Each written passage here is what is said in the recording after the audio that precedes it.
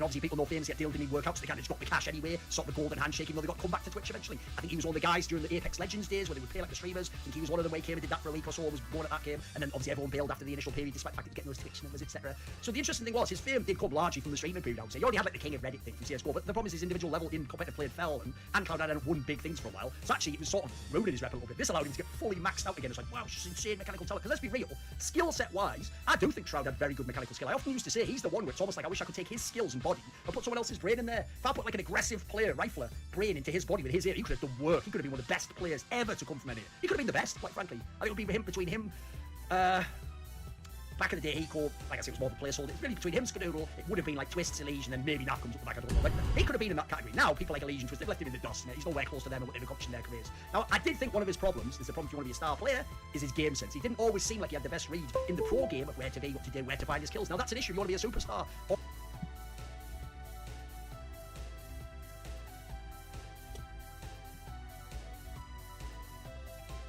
Or even a star in general, you're going to have some sort of game sense. He didn't always seem like he had the best read in the pro game of where to be, what to do, where to find his kills. Now that's an issue if you want to be a superstar, or even a star in general. You're going to have some sort of agency yourself, because when people used to say, same as to do with Skadoodle, oh, I just need Sean Gers to work with him, and Michael's like, that's all well and good, but like, if you need someone else to pilot you, you're not actually a star player. You're just a turret being used by someone else to some degree, or a piece on a chessboard, which is great for Sean Gers. I don't know that's very good for Shroud. You want to call him really good. So I think, quite frankly, when he had nothing, when he had Stewie, these guys didn't work as an ideal for him. I don't think they were the right player. They definitely didn't know this aspect of the game. I mean, they themselves come from, they're aggressive players themselves. They wouldn't necessarily know that you need that. So I do think he did get quite overrated in his CS career, although he was very good in 2015 summer at certain points early on and had a lot of potential, I do think. He did end up very overrated, and obviously he has to be overrated because of the streaming stuff, because again, it's like watching Ronaldo go and play at the park with all the kids. Yeah, he's going to dominate them, and it's not going to, it doesn't mean that you can just put him back in Real Madrid and he'll win the Champions League. Who knows? Who knows? That's not really how it works, right? So then he obviously then came back now to come back to play, right? But it's not quite as simple as that, because obviously, as one of the biggest streamers, he was actually someone who was potentially bringing massive viewership to Valorant. Valorant's a game where the majority of the viewers of those enormous events come from core streams, apparently, and his was one of them. People would rather watch him or Tarek or these sorts of people do a core stream than the real event. I mean, I think that's because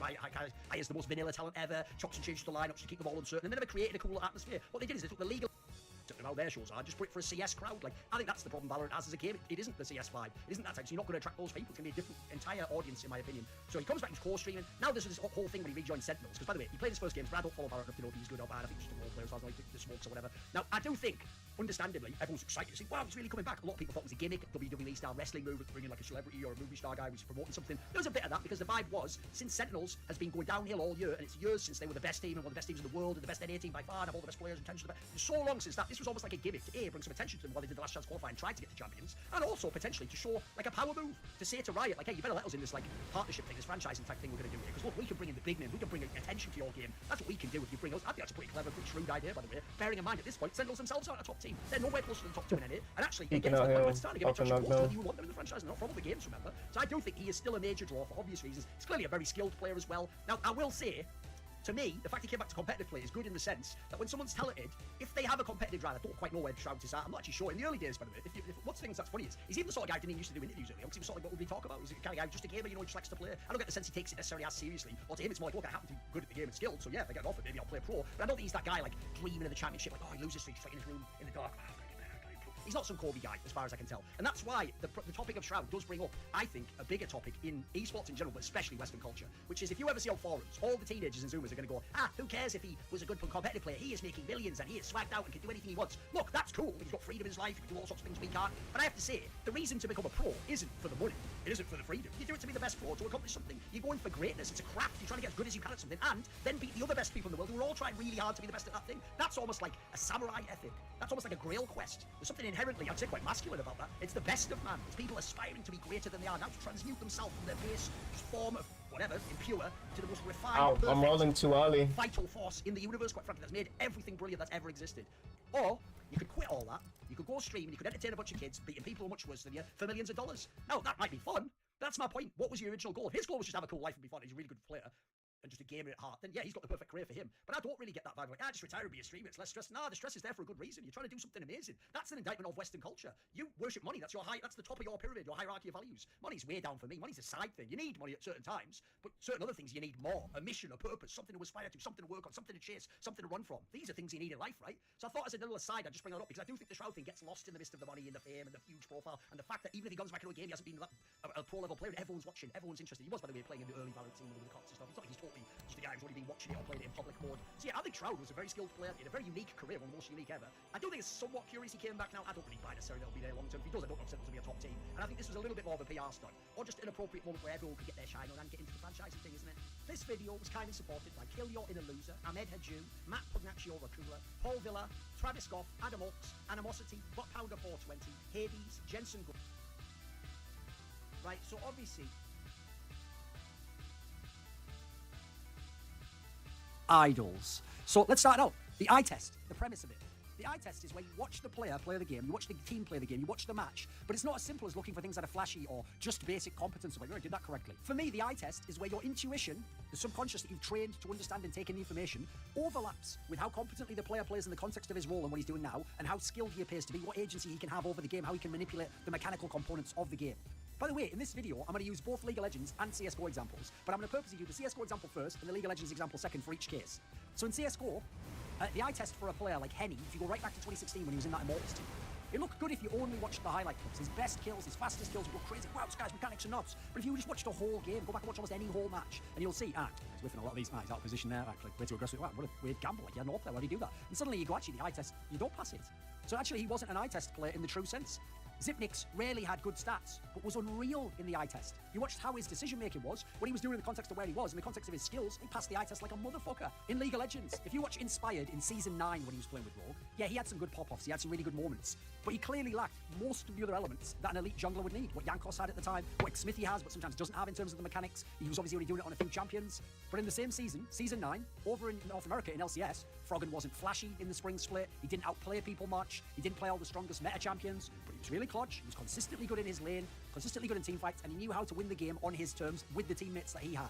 So to me, the eye test is the ultimate guide when it comes to the game. Basically, it's the top level of how you discern truth, what's real, what has meaning in the game. So an analyst or an expert, in my conception, should be sort of like a mentat from Dune, when the premise in the Dune universe was, because they had like a big civil war where AIs or robots sort of turned against humans, they banned all computer machines that can think. You're not allowed to make them. So as a result, humans develop techniques in their mind that allow them to operate sort of like a computer, taking massive amounts of data, observe patterns, foresee things that haven't yet happened using projections. So in this sense, that's how I see an analyst or an expert. They're training their thought processes, their observational skills, the principles, the rules, the order, how they think of the game, what's good, what's bad, what their hierarchy of values is. And then, once this has been trained to a certain degree, it's like you can read the matrix, you can see the game, and you don't just see a game, you don't just see a nice kill, you don't just see something interesting, you start to, it infers something, it attaches to some of the rule lineages in your mind of how this makes sense, and this type of a player, and this corresponds this way, so maybe look for this aspect, and you have this grid you can put over the game, this framework, all these implied concepts, this value system that you can judge the game by. That isn't just, did he get the kill, is he ahead in CS? In CS, did he kill the player? Did he win a clutch round? Did they win the round? It isn't just the simple metrics on scoreboards and numbers on a screen.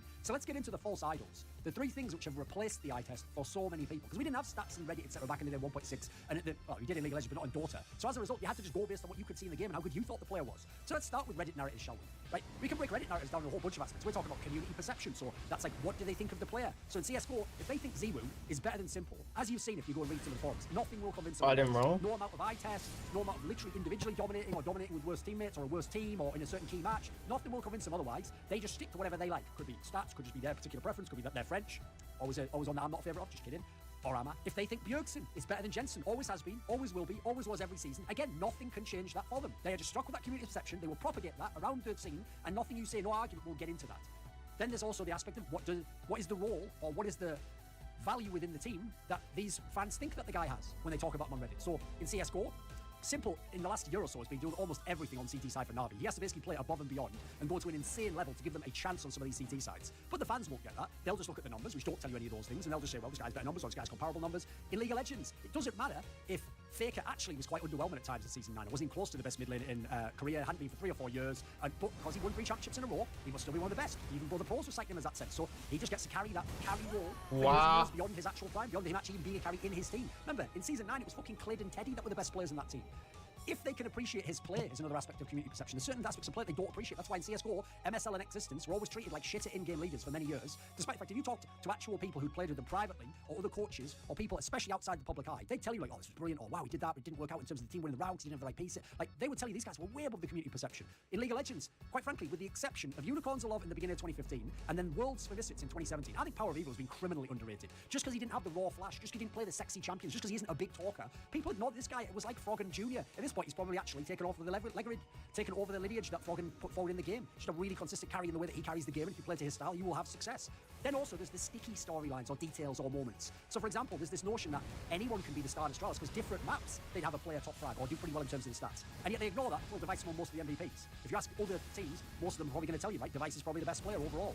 Meanwhile, if you go back, the actual team that always applied to, in my opinion, was Fnatic from 2014 to 2015. Because you started out, you had like Crims and JW were monsters. At Majors, it'd be like Olaf Meister from like February 2015 till the end of that lineup was insane. But the whole point is they would almost rotate. They could have a different best player depending on the month, in a way that never was the case for Astralis, really. It's just that their players stats-wise would be closer to Device, and Device clearly wasn't the super hard carry in the way Simple or a Zero or a Nico I didn't know what it was in League of Legends. The example I would give is when people talk about Season 7 for Faker, they remember, right, well, he won LCK, and then he won MSI, and then he came second in Summer, and then he made the final Worlds, and at Worlds, he hard carried on the utility champions and played amazing all over the map. So they go, this was maybe his best year ever. Was it fucking anywhere close? Season 3, Season 5 are way above that level. Even in Season 6, he's still a very strong player. For me, you go back, in the spring, he was a good player. MSI, I thought he was already really flawed, but because they won, it distracted from that. And then, making the final in Summer, that was being clutch. In the actual final at Worlds, he was sick and carried them all the way to there, but you can't ignore what happened the rest of the whole year wasn't dynamite for this guy. Remember the standards this guy set and how good Korean mid laners are and can be, and even were at that point in time. Then, how about the other one with Faker? That like, oh, remember when his LeBlanc failed in Game 5 against CDG of the MSI final? Like, first of all, his coach didn't play him for the first 2 games, therefore putting him behind it, or putting him in a situation in the series where he already had to go, in fact, maybe in the first 3 games, he had to go ham, and he did at times. And also, he played less games by the end than the EDG players. And then his LeBlanc was actually carrying the end of the beginning of that game, but all his teammates fed kills all over the map. And all of a sudden, a comp that was designed to stop him was just way too powerful, and no human could ever have carried that game. He was still a god on that champion. I can even see why he picked it. How about this aspect for Reddit narratives? How popular a player is. This is distinct from perception, though, because, for example, in CSGO, an Astralis player is going to be in an echo chamber in terms of praise due to how Reddit works. They've just got in their minds that they're the best, everything's great about them, the org's amazing, the technique of how they develop these players is like they're all the ultimate professionals. Well, similarly, if Simple or Zero as individual players say something, people are going to take it on board, people are going to take it as fact, people are going to put it in place of what they thought in their own minds. That's how you actually know that Nico from FaZe Clan, team he used to be in, really fucked up. That people finally start to think, maybe he's full of shit and actually doesn't know what he's talking about. Then in League of Legends, if it's a TSM player or a Fnatic player, likewise, it's going to be an insane bias where everything that they say that's good about them is upvoted, and except for the rare occasion, most of the other stuff's going to be downvoted. You're just never going to notice that that opinion exists because it's been filtered out of the community by a few nutters. Likewise, if players like Faker, like Bjergsen say anything about any player, magically it's amazing. It's why Koreans used to praise Westerners knowing they'd get some fans, and just lie, be like, yeah, he's not as good as we are, actually, even though they didn't think that at all. That's how you know, by the way, similarly, people really dislike Jensen, probably because of his contentious early period. He's always come off as a little bit aloof, a little bit cocky, etc. So they ignore what a brilliant player he is, and it doesn't matter what he says, he has to be salty and a loser. But Bjergsen could say the same thing, and he's just a winner and wow, great trash talk. Then we come to player narratives, what pros think. So I'll give you some examples. They used to think right up until even the team was winning the major in that 2017, late 2016, 2017 period. What the There were loads of top pros, didn't think they were the true number one, didn't think they were the best team in the world, didn't think they were actually that good. Back in 2015, I had a number of legendary pros tell me that Cajun B was the best player in TSM, not Device. Eye test busted. How about people who are pro players in 2019 and 2020 still saying in interviews like, oh, of course, FaZe has all these like star fraggers and 5 aimers and stuff. It's like, what are you talking about? You're pros and you play them. What the fuck are you talking about? In League of Legends, this whole myth that like, oh, Bjergsen's like the best teammate you can imagine. It's like, listen, he's very good in certain areas. He's developed a lot as a person, but he is massively lacking in certain areas. What are you on about? The idea Reckless is just always the best AD carry. That's because they see him winning. That's because they like him as a person. That's because they see how much he practices. That's because they see that he plays consistently. They'll ignore that sometimes someone else was better.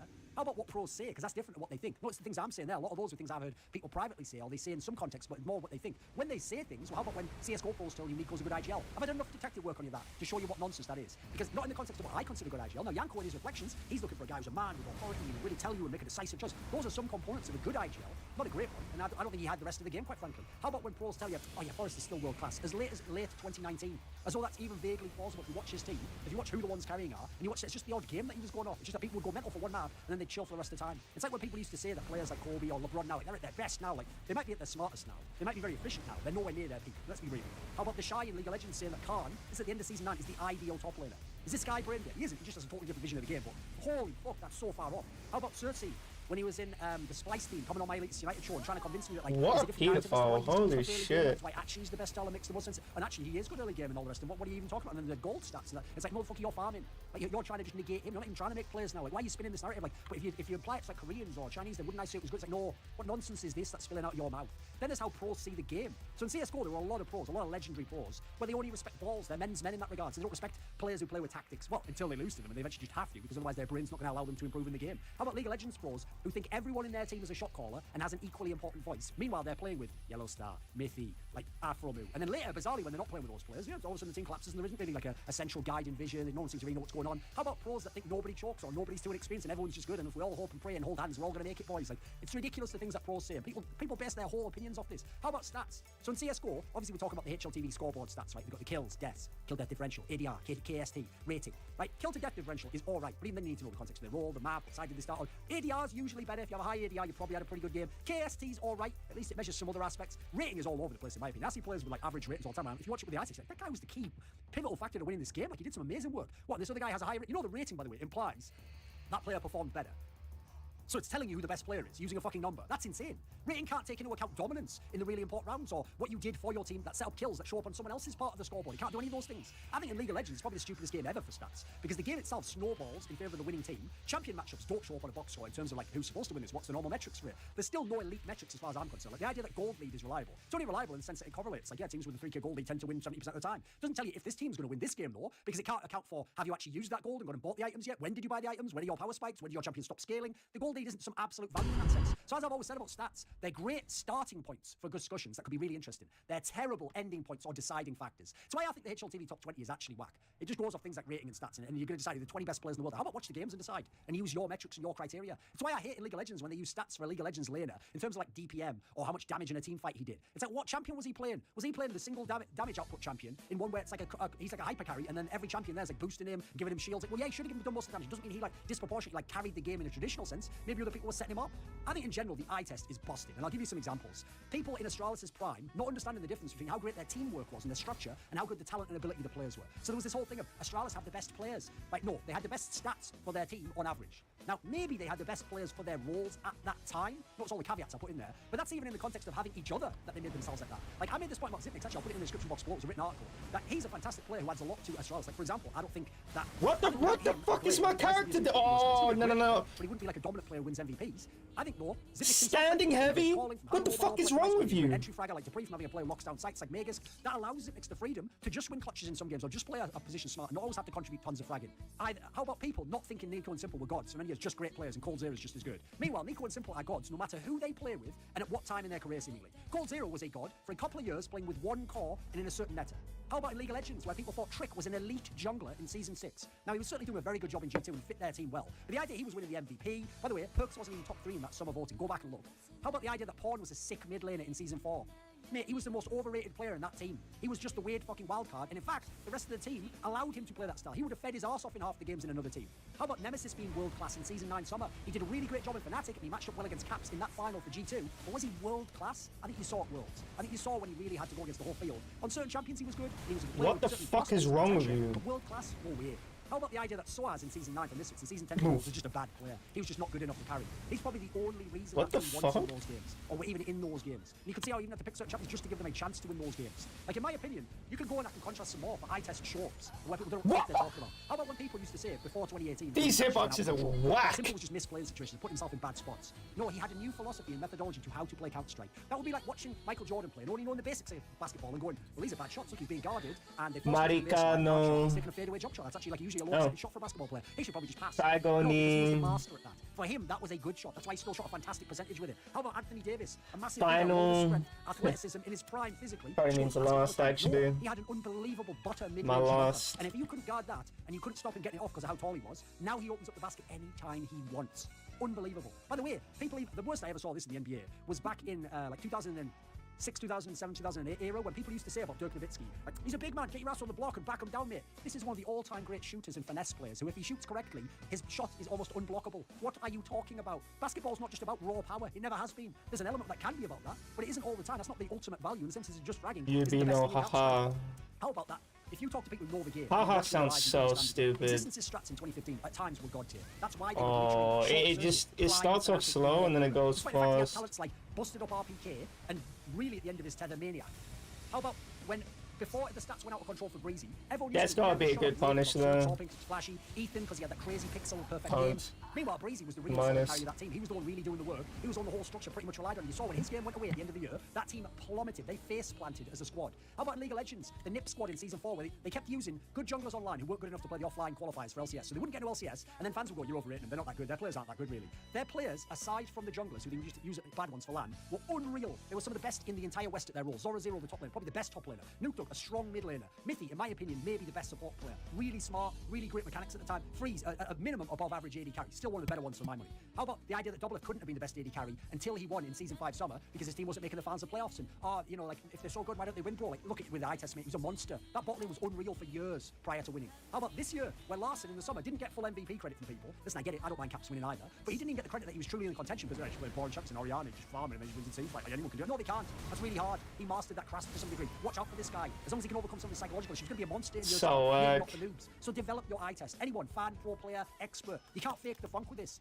Back in 1.6, what I used to do was just cram hit demos and watch the same POV and I'd get as many as I could, as many reps as I could in on my mind, so that then it would train it to understand and visualize what the player was doing. In League of Legends, I find it's useful to stop the game, read expert opinion on it, look at the context of what items do they have, where they are in the game right now, what would be the right. Better than just looking at a flow of movements and go, wow, that was great, or wow, what a great kill, he carried the game. Develop your eye test, or you're always just going to be following the false idols of our scene. This video was kindly supported by Lagger50.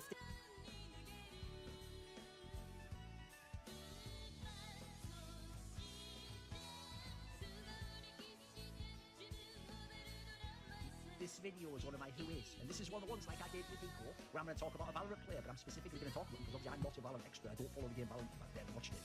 But what I'm going to tell you about is this guy's CSGO background because he comes from Counter-Strike. So I'm sure people in Valorant are interested. I'm sure some people actually briefly followed him in CSGO. Wonder what did actually happen with Valorant. Heard things about him, and name gets mentioned a lot more than they did in CSGO. So Tens is one of Valorant's first great players. Like I think when people look back years from now and they talk about I wasn't locked on. mention the names like Get Right, Shots, Kenny S, Guardian, you know, Snacks, etc. From his first few years, Dosia. I think actually Tens will be one of those names that is mentioned along with What? some of the names from this time period. One of the few that That's so whack. I think we'll look at this here and go, it wasn't average talent yet. It was a lot like CSGO Pro still trying to. But he'll be one of the names that's remembered. It's that level of talent. One of the best individual players, one of the best stars in the game. I'm reliably informed, and my research tells me. Plays for Sentinels, which, listen, jokes aside, until recently was one of the best teams, contender for best team in the world. Obviously, the best NA team that just had a bad run of form recently. Now, in CSGO, if we wind back the clock a few years, even though he was playing years and years ago, we're talking about 2019 here, because until 2019, if you were someone who's a European or you only watched Tier 1 Counter-Strike, you never heard of Tens. Wasn't on your radar, was never mentioned, wasn't even someone where it's like, wow, watch out for him in a few years. Like, no, actually, of the NA talents coming out, he wasn't one that had the enormous power behind his name. He was quite a fast rise when he did get good. So you have to consider, he's only 20 years old now, this year, so he was only 18 back when we were talking about coming up. But even so, to be 18 and to not have like a massive buzz around you, yeah, that actually shows that you weren't like a shortcut prodigy that everyone knew was going to make it in the game. Because in CSGO, the name gets around if you're going to be legit. But I would say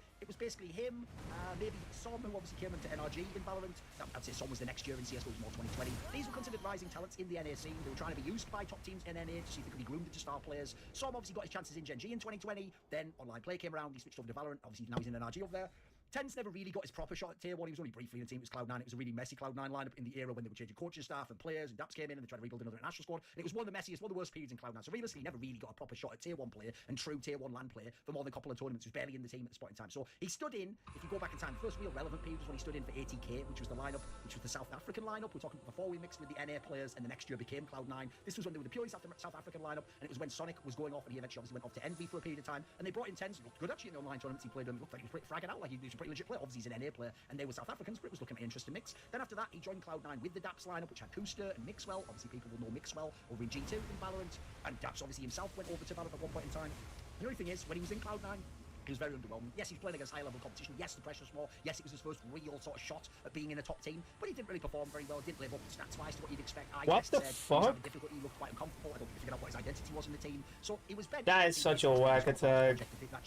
Or Cloud9 ended up signing fully off some of the players he played with from ATK in the past, and they went a totally different route. And Daps Didn't mean to do that. Gen G, which was then with Som, and Tens was out of the equation at this point in time. So when he became benched, he became a streamer a couple of months later for Cloud9, and then he played a little bit for some other lesser teams that we don't need to care about until April in 2020 last year, and then he swapped over to Valorant on the 12th of April and became Cloud9's first Valorant player. Now, as a player in CSGO, which is primarily where I can talk about and I know the most, he had decent stats, but he wasn't very legit against Tier 1. He barely got to play against them very often. If you want to see his raw mechanical ability, which did look pretty good, he even put out a little movie himself which shows that he had like really nice raw skills. Just here's the problem. If he he wasn't even, like I say, a clay cup prodigy. Like, you had people like Som, you had people like Floppy, Zepper, Dapper. These are all players that had, like, the skills. If you look at them in the eye test, they're starting to make their ways in the top teams. Some of them made it further than 10, some of them didn't. Some of them also, like Dapper, etc., Floppy at one point in time, and Som. Some of them also switched over to Valorant to try and become the big stars over there, but none of them really made it like Tens did actually over there. He kind of had opposite careers in that regard. He wasn't as proven as someone like Wardell, for example, who was a clay cup person, by the way, could have been in a team like Team Liquid in CSGO, and had already been to loads of lands with Ghost and Steel and all those guys, and looked like he was already ready. That is a couple of years of sort of like putting in the yards. Tens hadn't done that yet. He hadn't really given CSGO a proper shot in terms of putting in the amount of hours he needed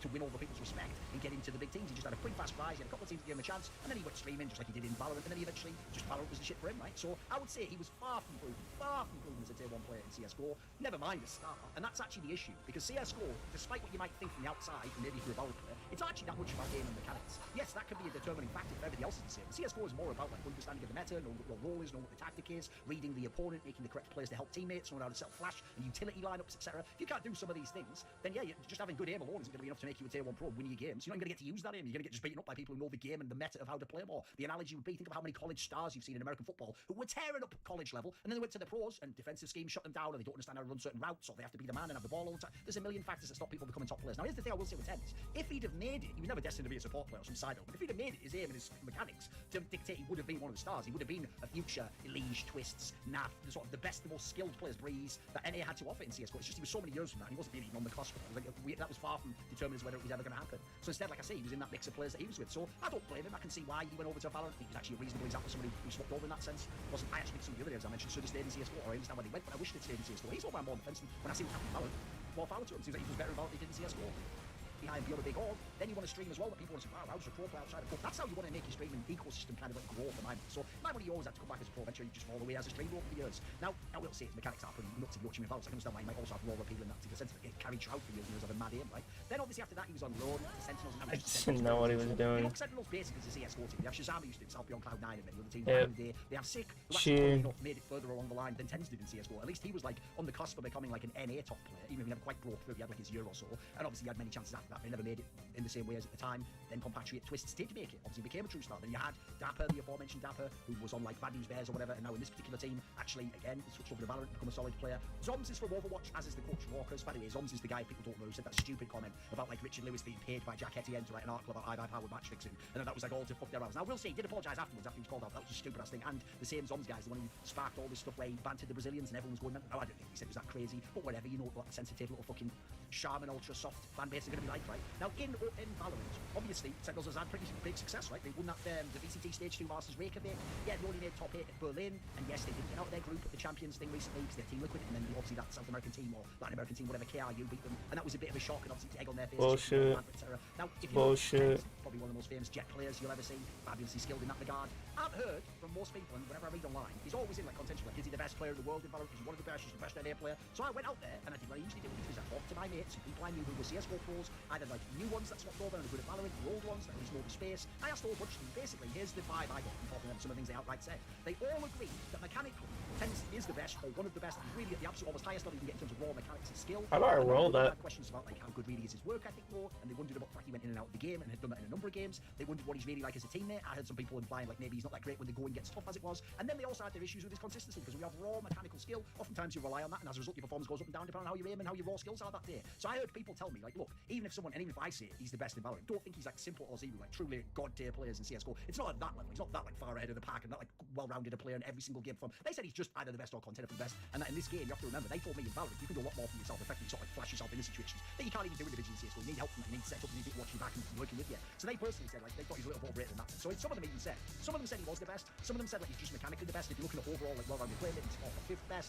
That was the vibe I was getting in the last couple of months. I don't know what quite immediately right now would be placing. So I actually think Valorant sounds like the game for this guy. It sounds like one way he's going to be able to be much more of a star. It looks like because the game's out now, you don't have all these decades like you can't remember people who learn nuances and there's all these little subtleties to the meta you don't learn until you're at tier 1 on land in a big environment, learn all the tricks someone else did. He gets to skip a lot of that, he gets to try and like reset the level, and then because he has raw mad skills, he's become one of the best, so it makes perfect sense to me. He's up there playing in Valorant. The Master Vader, and you're watching Thornton too. This video was kindly supported by Iskander, Lager 50, I thought he was just jumping away. You're such a cunt. Animosity, Man. 420, Chronic Alcoholism, Hades, J-Dubs, Jensen Gore, Joseph Ginsburg, Kovacevic, Tobias Bernasconi, Zumba, Zyrathenia, and of course, a special thanks goes out to Jerky's Minion and DZL. you want to suggest a topic or a guest for my content? You want to ask me a question? Maybe you want to know who the guests are for my upcoming content, or you'd like to take part in one of those long donated discussions. Well, put your money where your mouth is at the Patreon link in the description box below and join the Illuminati today.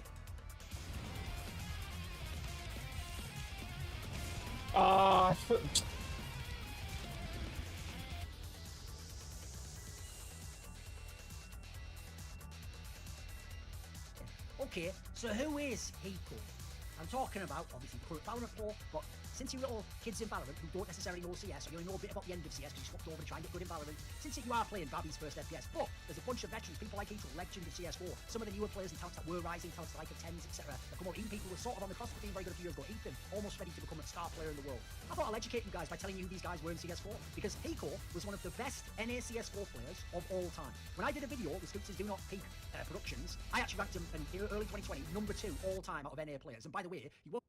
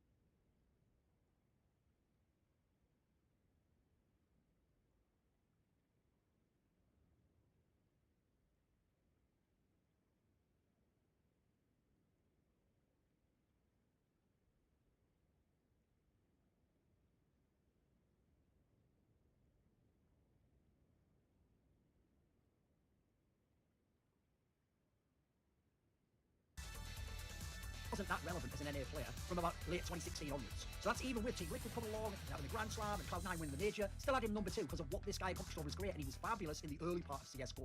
He actually had, interestingly, until 2018, till Cloud9 won the Boston Major, he had the best resume at the majors, our World Championships in CS4, of any NA player. He boasted 2 semi-final appearances and 1 final.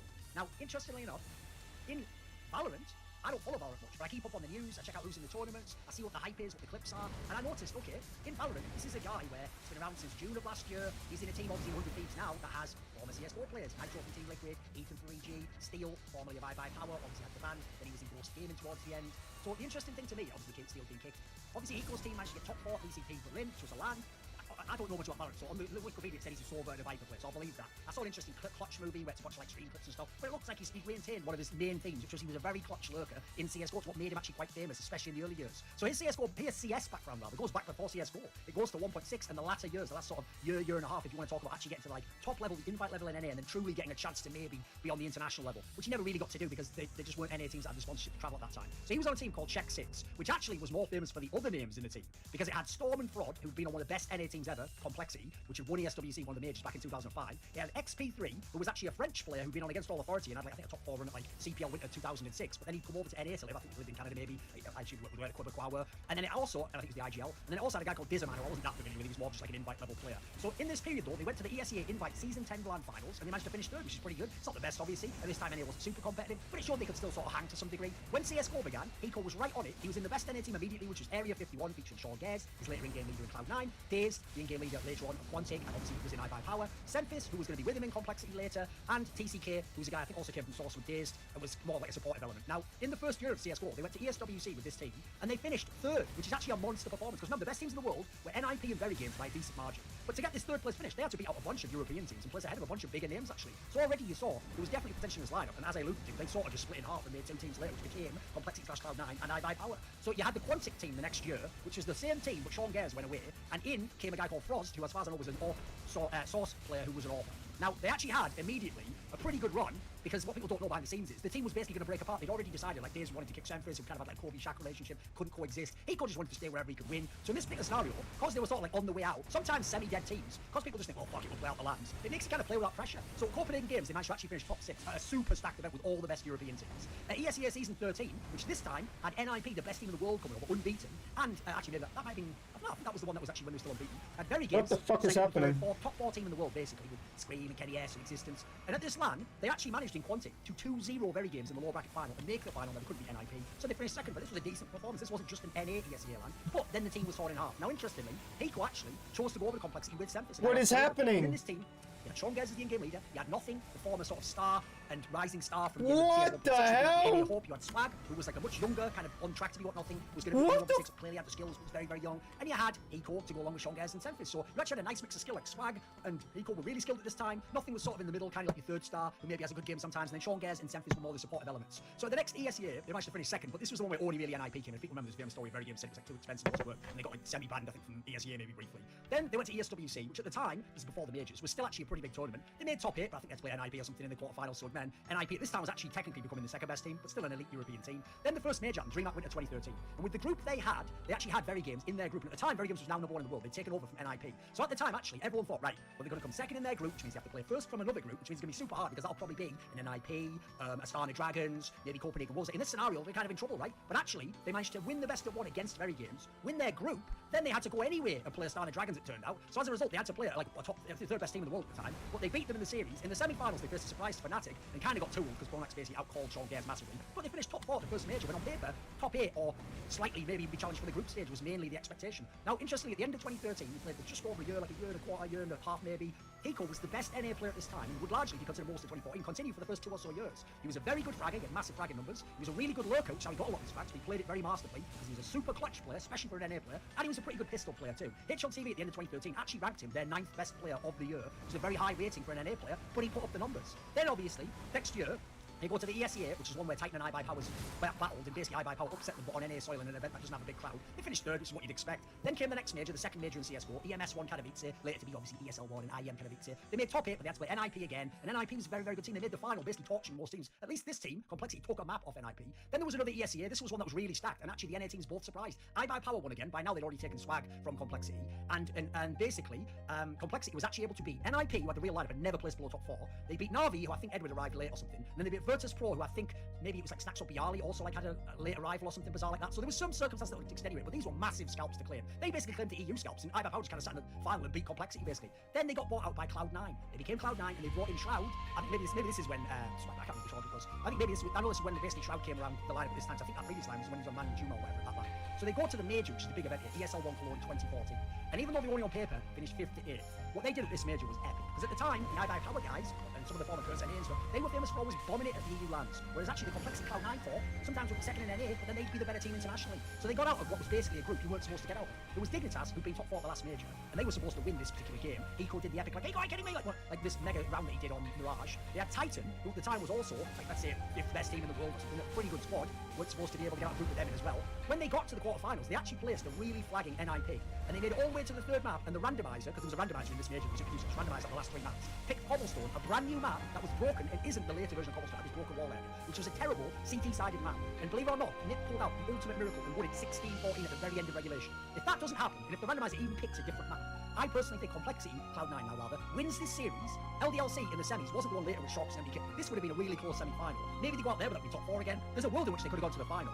I do think Fnatic would probably have beaten them in the final. Fnatic already was their second up with that lineup, because the lineup basically became the Fnatic era late in the year, late next year, or early next year, depending on when you define that. So they could have come second at a major, even in the 3rd major ever held. Then unfortunately, the team sort of fell off after that massive run. Like by the time they got to the DreamHack Winter Major, by this point in time, they didn't even get out the group. They were 9th to 12th. Then they went to ESEA Season 17, got upset by the Denial team with a bunch of players that you definitely know because they went on to be in teams like Team Liquid, Optic, NRG later in their careers. Now, the interesting thing about Hiko, a defining factor that made him very unique at the time, is the NA players that were in the Days teams were really skilled, but played very loose CS and were kind of a bit arrogant.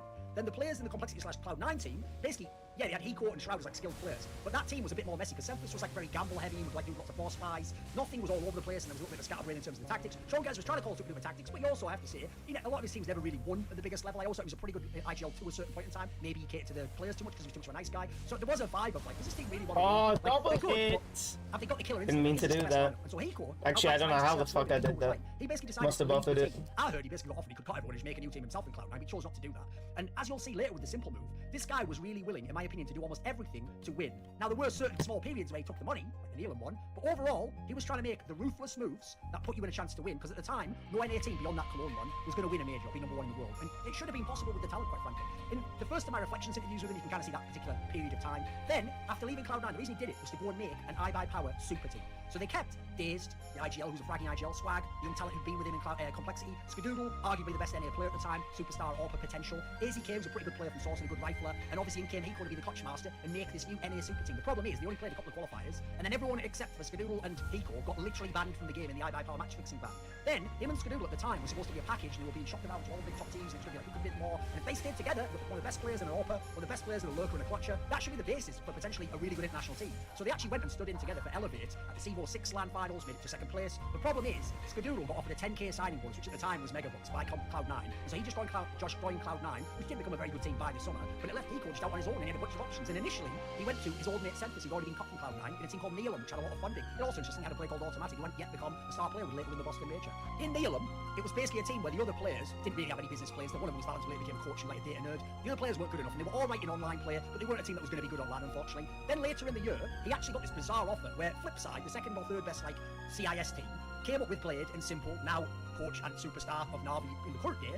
When they obviously Simple was way younger and Blade was more like an old school IGL, they came over to ESWC, which was held in Montreal in Canada, and they needed a stand-in last minute. And basically, somehow Hiko got to be that stand-in. I think it's because the Flipside like management people were many and they knew him somehow. So even though he doesn't understand Russian, he was standing in on a team that speaks Russian with a bunch of players that don't speak very good English. But they managed to make top 4 at ESWC, which yes was Why am I doing that? Fnatic, and maybe TSM, I think. But the thing is, I keep forgetting that's a different move. There's 2 variations of that double slam he does. Now true, they did have some My even back. God. Then after that, he went and joined Team Liquid, who at the time weren't a powerhouse team. They were like a decent team with some young players, an old player and a Dren from Source. And so they had a Dren as the IGL, they had Fugly sort of a supportive element. Nitro was actually thought to be the star player in Aima, and Elise, who actually I think went on to become the best NA player ever, basically was sort of like, it was up to like, oh, how will he partner with Nitro and engage them, and then Hiko was again the lurker and the clutcher. Now this showed the mentality he had to be a winner. Because what he did in taking this call is, I remember him talking to him, it's like, right, we're gonna have to literally put him to the test in tournaments, see who isn't gonna make it, and start to gradually make the 1 or 2 player changes that get us to a better place. So this team was good online, it was good in NA, but actually it struggled internationally. It wouldn't really have that rate in terms of places.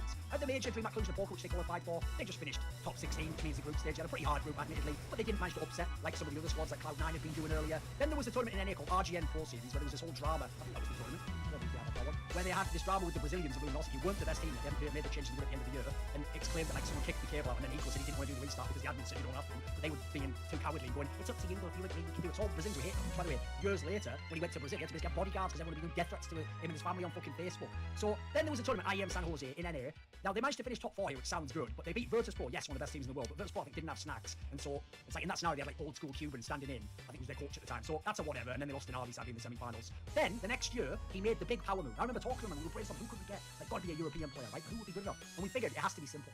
We've already played with him at Flipside. His skill level was unbelievable. Yes, as far as we could tell, he was an absolute dickhead as a team. And I've heard the comments in his team, he was bad. And I've heard some of the things from Flipside, and it weren't good. But I will say this, his skill was so unbelievable.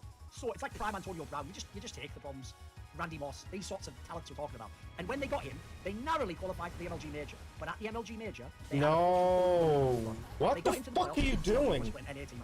I've been running in the semi-finals, heavy. the Luminosity game, who at the time was like the 3rd best team in the world behind Na'Vi and Fnatic in that order. Now, interestingly enough, as in Na'Vi 2 and Fnatic 1, they actually, in both maps of this semi-final, Team Liquid got to map point. They got to 15 rounds, only to both times lose back. It was like 15-9, 15-6 to overtime, and then unfortunately lose in overtime because the Brazilians were more clutch. Brazilians had Cold Zero, the best player in the world. Simple was more up and down in that one. He goes up and down like in the second map of Cash. He was carrying super hard the first half, then he barely got a kill in the second half. Now he did have an unbelievable round where he did like a 1v4 against the Brazilians that should have just almost been impossible. It was so epic, but that was in the first half of the game. So even though they got 2-0 and Illuminati went on to win the major, there's very much a world in which he's already in a major final again at this point in time, and I think that this semi-final, Team Liquid got to map point. They got to 15 rounds, only to both times lose back. It was like 15-9, 15-6 to overtime, and then unfortunately lose in overtime because the Brazilians were more clutch. Brazilians had Cold Zero, the best player in the world. Simple was more up and down in that one. He goes up and down like in the second map of Cash. He was carrying super hard the first half, then he barely got a kill in the second half. Now he did have an unbelievable round where he did like a 1v4 against the Brazilians that should have just almost been impossible. It was so epic, but that was in the first half of the game. So even though they got 2-0 and Illuminati went on to win the major, there's very much a world in which he's already in a major final again at this point in time, and I think they would have had a chance to beat Na'Vi because Navi's star player Guardian actually had a fucked wrist and was using 3.5 times his normal sensitivity, so it wouldn't have been impossible. Simple might have been able, I think Simple would have played, but sorry, the rest of the team would have held their nerve. So there's a world, by the way, in Hiko's career, when you later find out about the Cologne one, he could actually have been in not only 2 or 3 major finals, he could actually have won a couple of majors. Yes, as a dark horse, but it could have happened. Also, there's obviously a world where you might have just never even made the semis in the finals. You could lose when you're the underdog and you won, right? Now, after this tournament, unfortunately, they bombed at DreamHack Masters Malmo. They had a new player called Kusta coming in instead of a Dren. It was all drama with him. Who's going to AWP? Simple or him? Simple wanted to take it away from him. We thought it wasn't good enough. Kusta did struggle in this team. It took many years before he got good. Then after that, Simple just left and said, I want to go back to Ukraine. So in comes a Dren again. Who knows why? The team doesn't do very well. But they managed to get, because Simple had the hookup with Hiko, they managed to get Simple, who can't get into a top team back home, to come and stand in for 2 big international events. It's ECS Season 2 finals, where they just made it to 56. There's only 8 teams there. And then they go to the major. What the fuck? Now, this is one of the all-time miracle runs. Because on paper, they weren't even supposed to get out of their group, necessarily. They get out of their group, they managed to beat Na'Vi in the quarterfinals, still like a top 3 team in the world. Simple goes mental. In the semis, they play Fnatic, and Simple has that epic 1v2. They win that game, carrying. They go to the final and play SK Gaming, the best team in the world, who are about to establish an era, but unfortunately get dropped in the final. SK Gaming wins, but now Hiko's been in a major final as well as 2 semi-finals already. At this point, he is far and away the most decorated NA player that we've had in CSGO. Now, because he was a stand-in, and he did so well, and he beat Na'Vi, and then Na'Vi went and didn't win E-League Season 1, Simple got the offer for Na'Vi, he went away, he didn't sign with Team Liquid, and that kind of merged into, that kind of broke apart rather, what could have been one of the most exciting experiments ever in terms of a superstar player in NA. Now, I did a second reflection right after this period, where we talk about all this, and was it possible Simple could have stayed? Now, funnily enough, when it comes to Hiko, it's kind of like GamerSops and one of their flavors, because man go meta, right? This man goes as the meta goes. If the meta allows a lurker, like the first few years did a hard lurker, he's one of the best in the game. If the meta becomes a lot more up-tempo, you lurk or you entry, depending on what side of the map you're on, yeah, maybe it's not quite as good for him. Certainly was delicious when he was one of the best players in NA though. Code Thorin, THORIN, for 10% off GamerSops at GamerSops.gg, link in the description box below. Now after this, when they lost Simple, you can't replace Simple, but they didn't even try to. What they did was, because Elige essentially sort of was like, I can be the star player. By the way, props to him, he did become the superstar player. They had Simple, Nitro's still there, so they brought in Pimp, a former like second star from Western Wolves and teams in past years, but now Dignitas he was second or first star, and now he comes in though to basically be a supportive element, which sort of worked, just they maybe didn't have quite as much firepower as you would have had with Simple. Now with this lineup, they had a pretty good run off the bat actually. ESL New York managed to place ahead of the Astralis team at the time, they made top 4, but they had to play Na'Vi in the semis, they won 1 map, and then they basically got beaten, and Na'Vi won that event, funnily enough, with Simple, and he won the tournament. After that, it was underwhelming results. There's also the time when Peacemaker was a coach, he could call for them at ESL on Cologne, but after ESL Cologne, Valve made the coaching change, he had to just become the coach, which unfortunately meant that like Nitro and Hiko would take turns being IGL, and that didn't really work for either side, quite frankly, because of their playing style and role in the team. Then he got kicked after the E-League major in early 2017, because his game was going down, he wasn't the same star player he was in years gone by, and they didn't have the backing they needed him to keep Simple. He joined up with Optic, who'd been one of the top teams at the end of the year, but Status for their IGL had actually left, funnily enough, to go to Team Liquid instead of Hiko, it's kind of one of those reverse trades. And so I think they tried making him the IGL in Optic for a while, but it just didn't work, so they let him go. Then he ended up basically a team called Rogue. Now at the time, this should never have had any relevance again. It was an okay like Arcadian, who's obviously now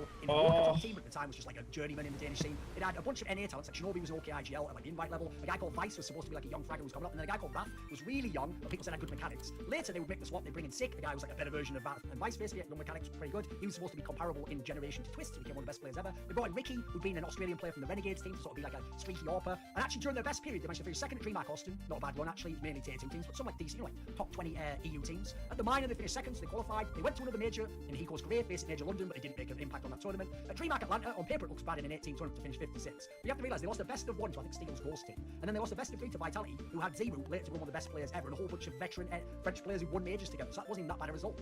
Then at the end of his CSGO career, he played with a team called Zipod Gods, who had Android, being Complexity, a guy called CJ and Ultra, who don't know that well, Drone, who actually in later years was a half-decent player for some of the sort of like 6th and 7th best NA teams. That was basically the end of Hiko's career, because it was basically right the year before he came over to Valorant. The key theme in Hiko's career was his mentality. Just as in clutches, he was ruthless, he had a killer mindset. That's what he was like in terms of a player and how he treated teammates and how he treated the idea of winning. He would make the right move whether it was political, whether it's the nice guy move. He wanted to win, and there's a reason why he had a whole bunch of very impressive performances the first years of his career, while other people went up and down, and people got banned, and people were good, but then they fell off and made the wrong moves. Some other people had different methods. Also, another thing he was famous for in 1.6 was being a pretty big streamer. He understood streaming and branding and the hours you do, and getting people there to feel like they're part of something. So it doesn't surprise me in Valorant he's successful as a streamer. It doesn't surprise me with the lesser talent at the moment. He's still learning the game, but he is this amazing clutch player. But he is able to be a lurker. He's able to exploit his game. I've actually heard individually you can kind of do a little bit more without needing as much team help. So maybe that's why he can get away with being a lurker. I'm interested to follow his career, even though I don't know that much. Get in here. Fallen though, whipping a shot. There's the second though. And now again, as we've seen so many times before, it's down to Hiko. But against 4, is it really possible? We do have a few players quite tagged up here from Luminosity, so Hiko definitely not going down without a fight. Oh wow, there's the first fast frag. Hiko gets a double. There's still 2 players left. They got no health on them. 13 and 3. Hiko creeping around the site now. There's still time. Oh my goodness, how does he do this? How does Hiko do it again?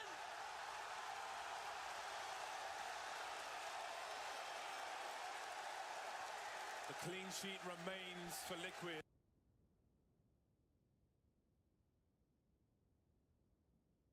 Definitely not going down without a fight. Oh wow, there's the first fast frag. Hiko gets a double. There's still 2 players left. They got no health on them. 13 and 3. Hiko creeping around the site now. There's still time. Oh my goodness, how does he do this? How does Hiko do it again?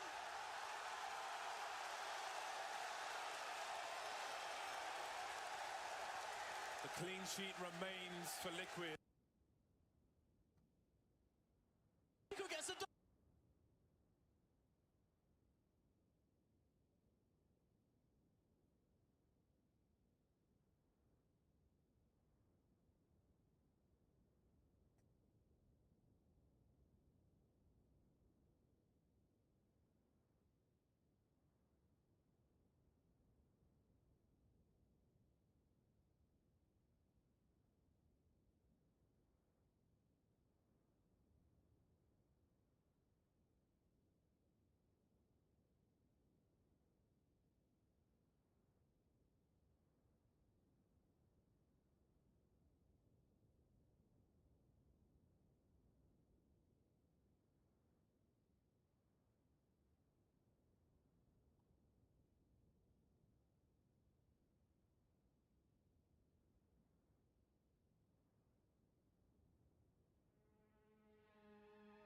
Now spraying again, Shazam almost finds one. Elysian and Fugly are very low despite none of these terrorists being seen. Where are the nades at?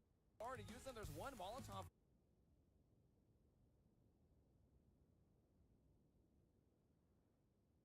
He smokes.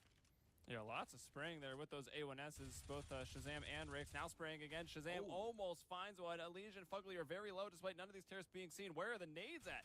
There aren't any for sponsorless. They didn't have enough money or they've already used them. There's one Molotov going in now. The kills start to trickle in for sponsorless on that CT side. It will once again just be Hiko. Is he about to pull off the Alamo? He's got 3 from behind quad. Can he find a 4th? He gets the 4th. He's on for the ace and he gets it. He finds a 4th. What the fuck was that last He shot? gets the 4th. He's on for the ace and he gets it. What? How did that just happen? Trickling 4 sponsorless on that CT side. It will once again just be Hiko. Is he about to pull off the Alamo? He's got 3 from behind quad. Can he find a 4th? He gets the 4th. He's on for the ace and he gets it. What? How did that just happen?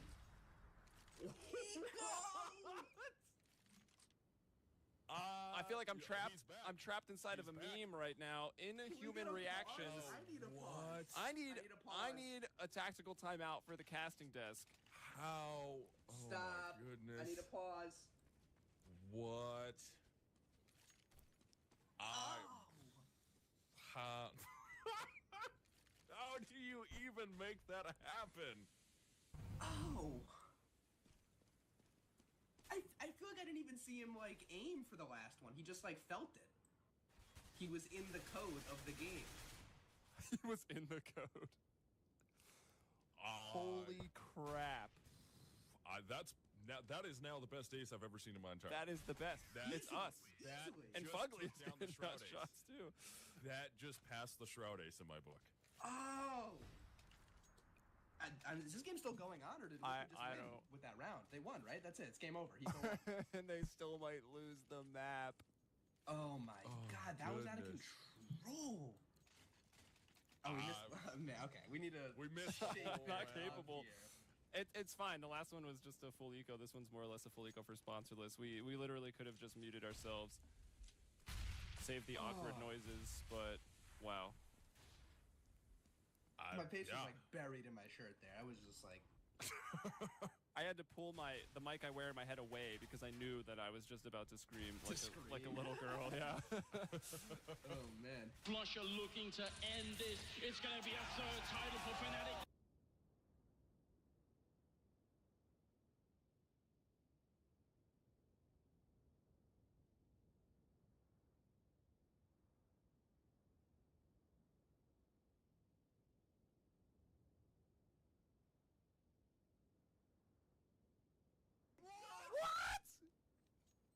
Oh my god. Did that?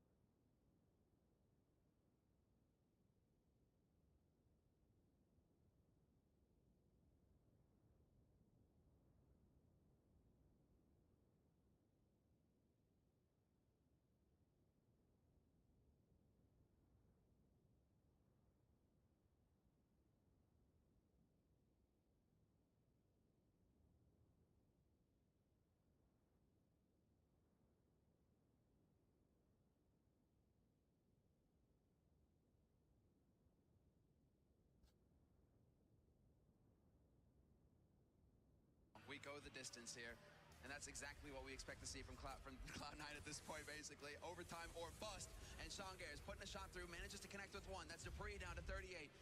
But they are going to get control of this A side. Team Dignitas, they've got the smokes down to cut Cloud9 off, and in fact, they're going for huge plays! Dupree!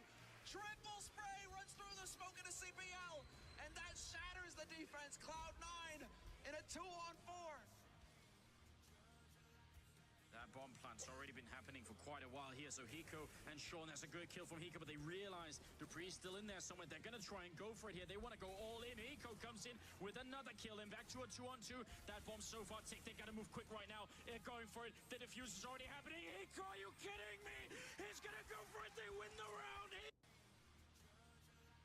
That bomb plant's already been happening for quite a while here. So Hiko and Sean, that's a good kill from Hiko, but they realize Dupree's still in there somewhere. They're going to try and go for it here. They want to go all in. Hiko comes in with another kill and back to a 2-on-2.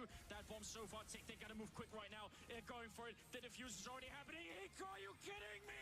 He's going to go for it. They win the round. Hiko picks up a triple and Cloud9 win it. What?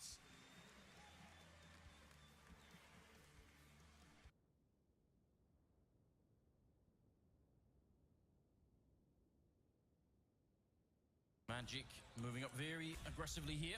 He's got the 5-7 in hand, walking right into Taz on the other side. Grenade was followed up there. It's going to be the headshot to start off. That's a really nice start.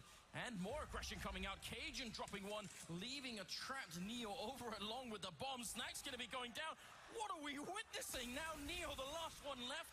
You know, 1-on-4. Dignitas deciding it is not over yet. They want to fight and they want to continue to battle into overtime. And the money for Virtus Pro, if they lose this round, which it certainly feels like they will, they're going to have just as bad a situation as Dignitas just did. I'm so surprised that Dignitas got away with that. They've done this before with assault rifles. VP were just sat in positions where no one was watching the fountain. Neo very nearly lands the second one, will through the wall. And now with this smoke, he can get the bomb planted. The problem is, Dignitas have a lot of grenades still at their disposal. Kevlar and AKs. So, we've seen Neo pull off clutches. We know this guy is an unreal talent. Can he put that talent to use? They have 2 smokes left, and that's a really big problem for Neo because he has a Molotov, and I bet he would love to use it to buy time, but they've already smoked out the bomb. There's another headshot coming through. He'd have to go for the ace clutch into winning the semi-finals here, looking for another spray. Neo's gonna get it. He goes for more. Spray for the one. He's out of bullets. Neo! Are you kidding me? He picks it up. Ace clutch right into the grand finals. Spray for the one. He's out of bullets. Neo! Are you kidding me? He picks it up.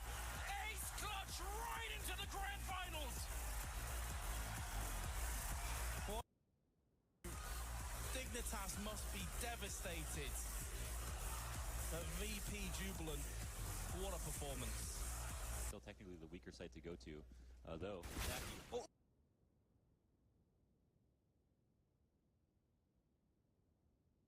About the game, that is who Hiko is.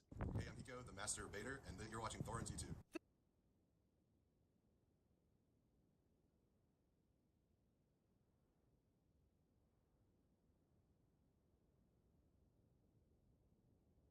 Hi, this is Natu, a guy who's way too old and way too long involved in this game, and you're watching Thorin's YouTube channel.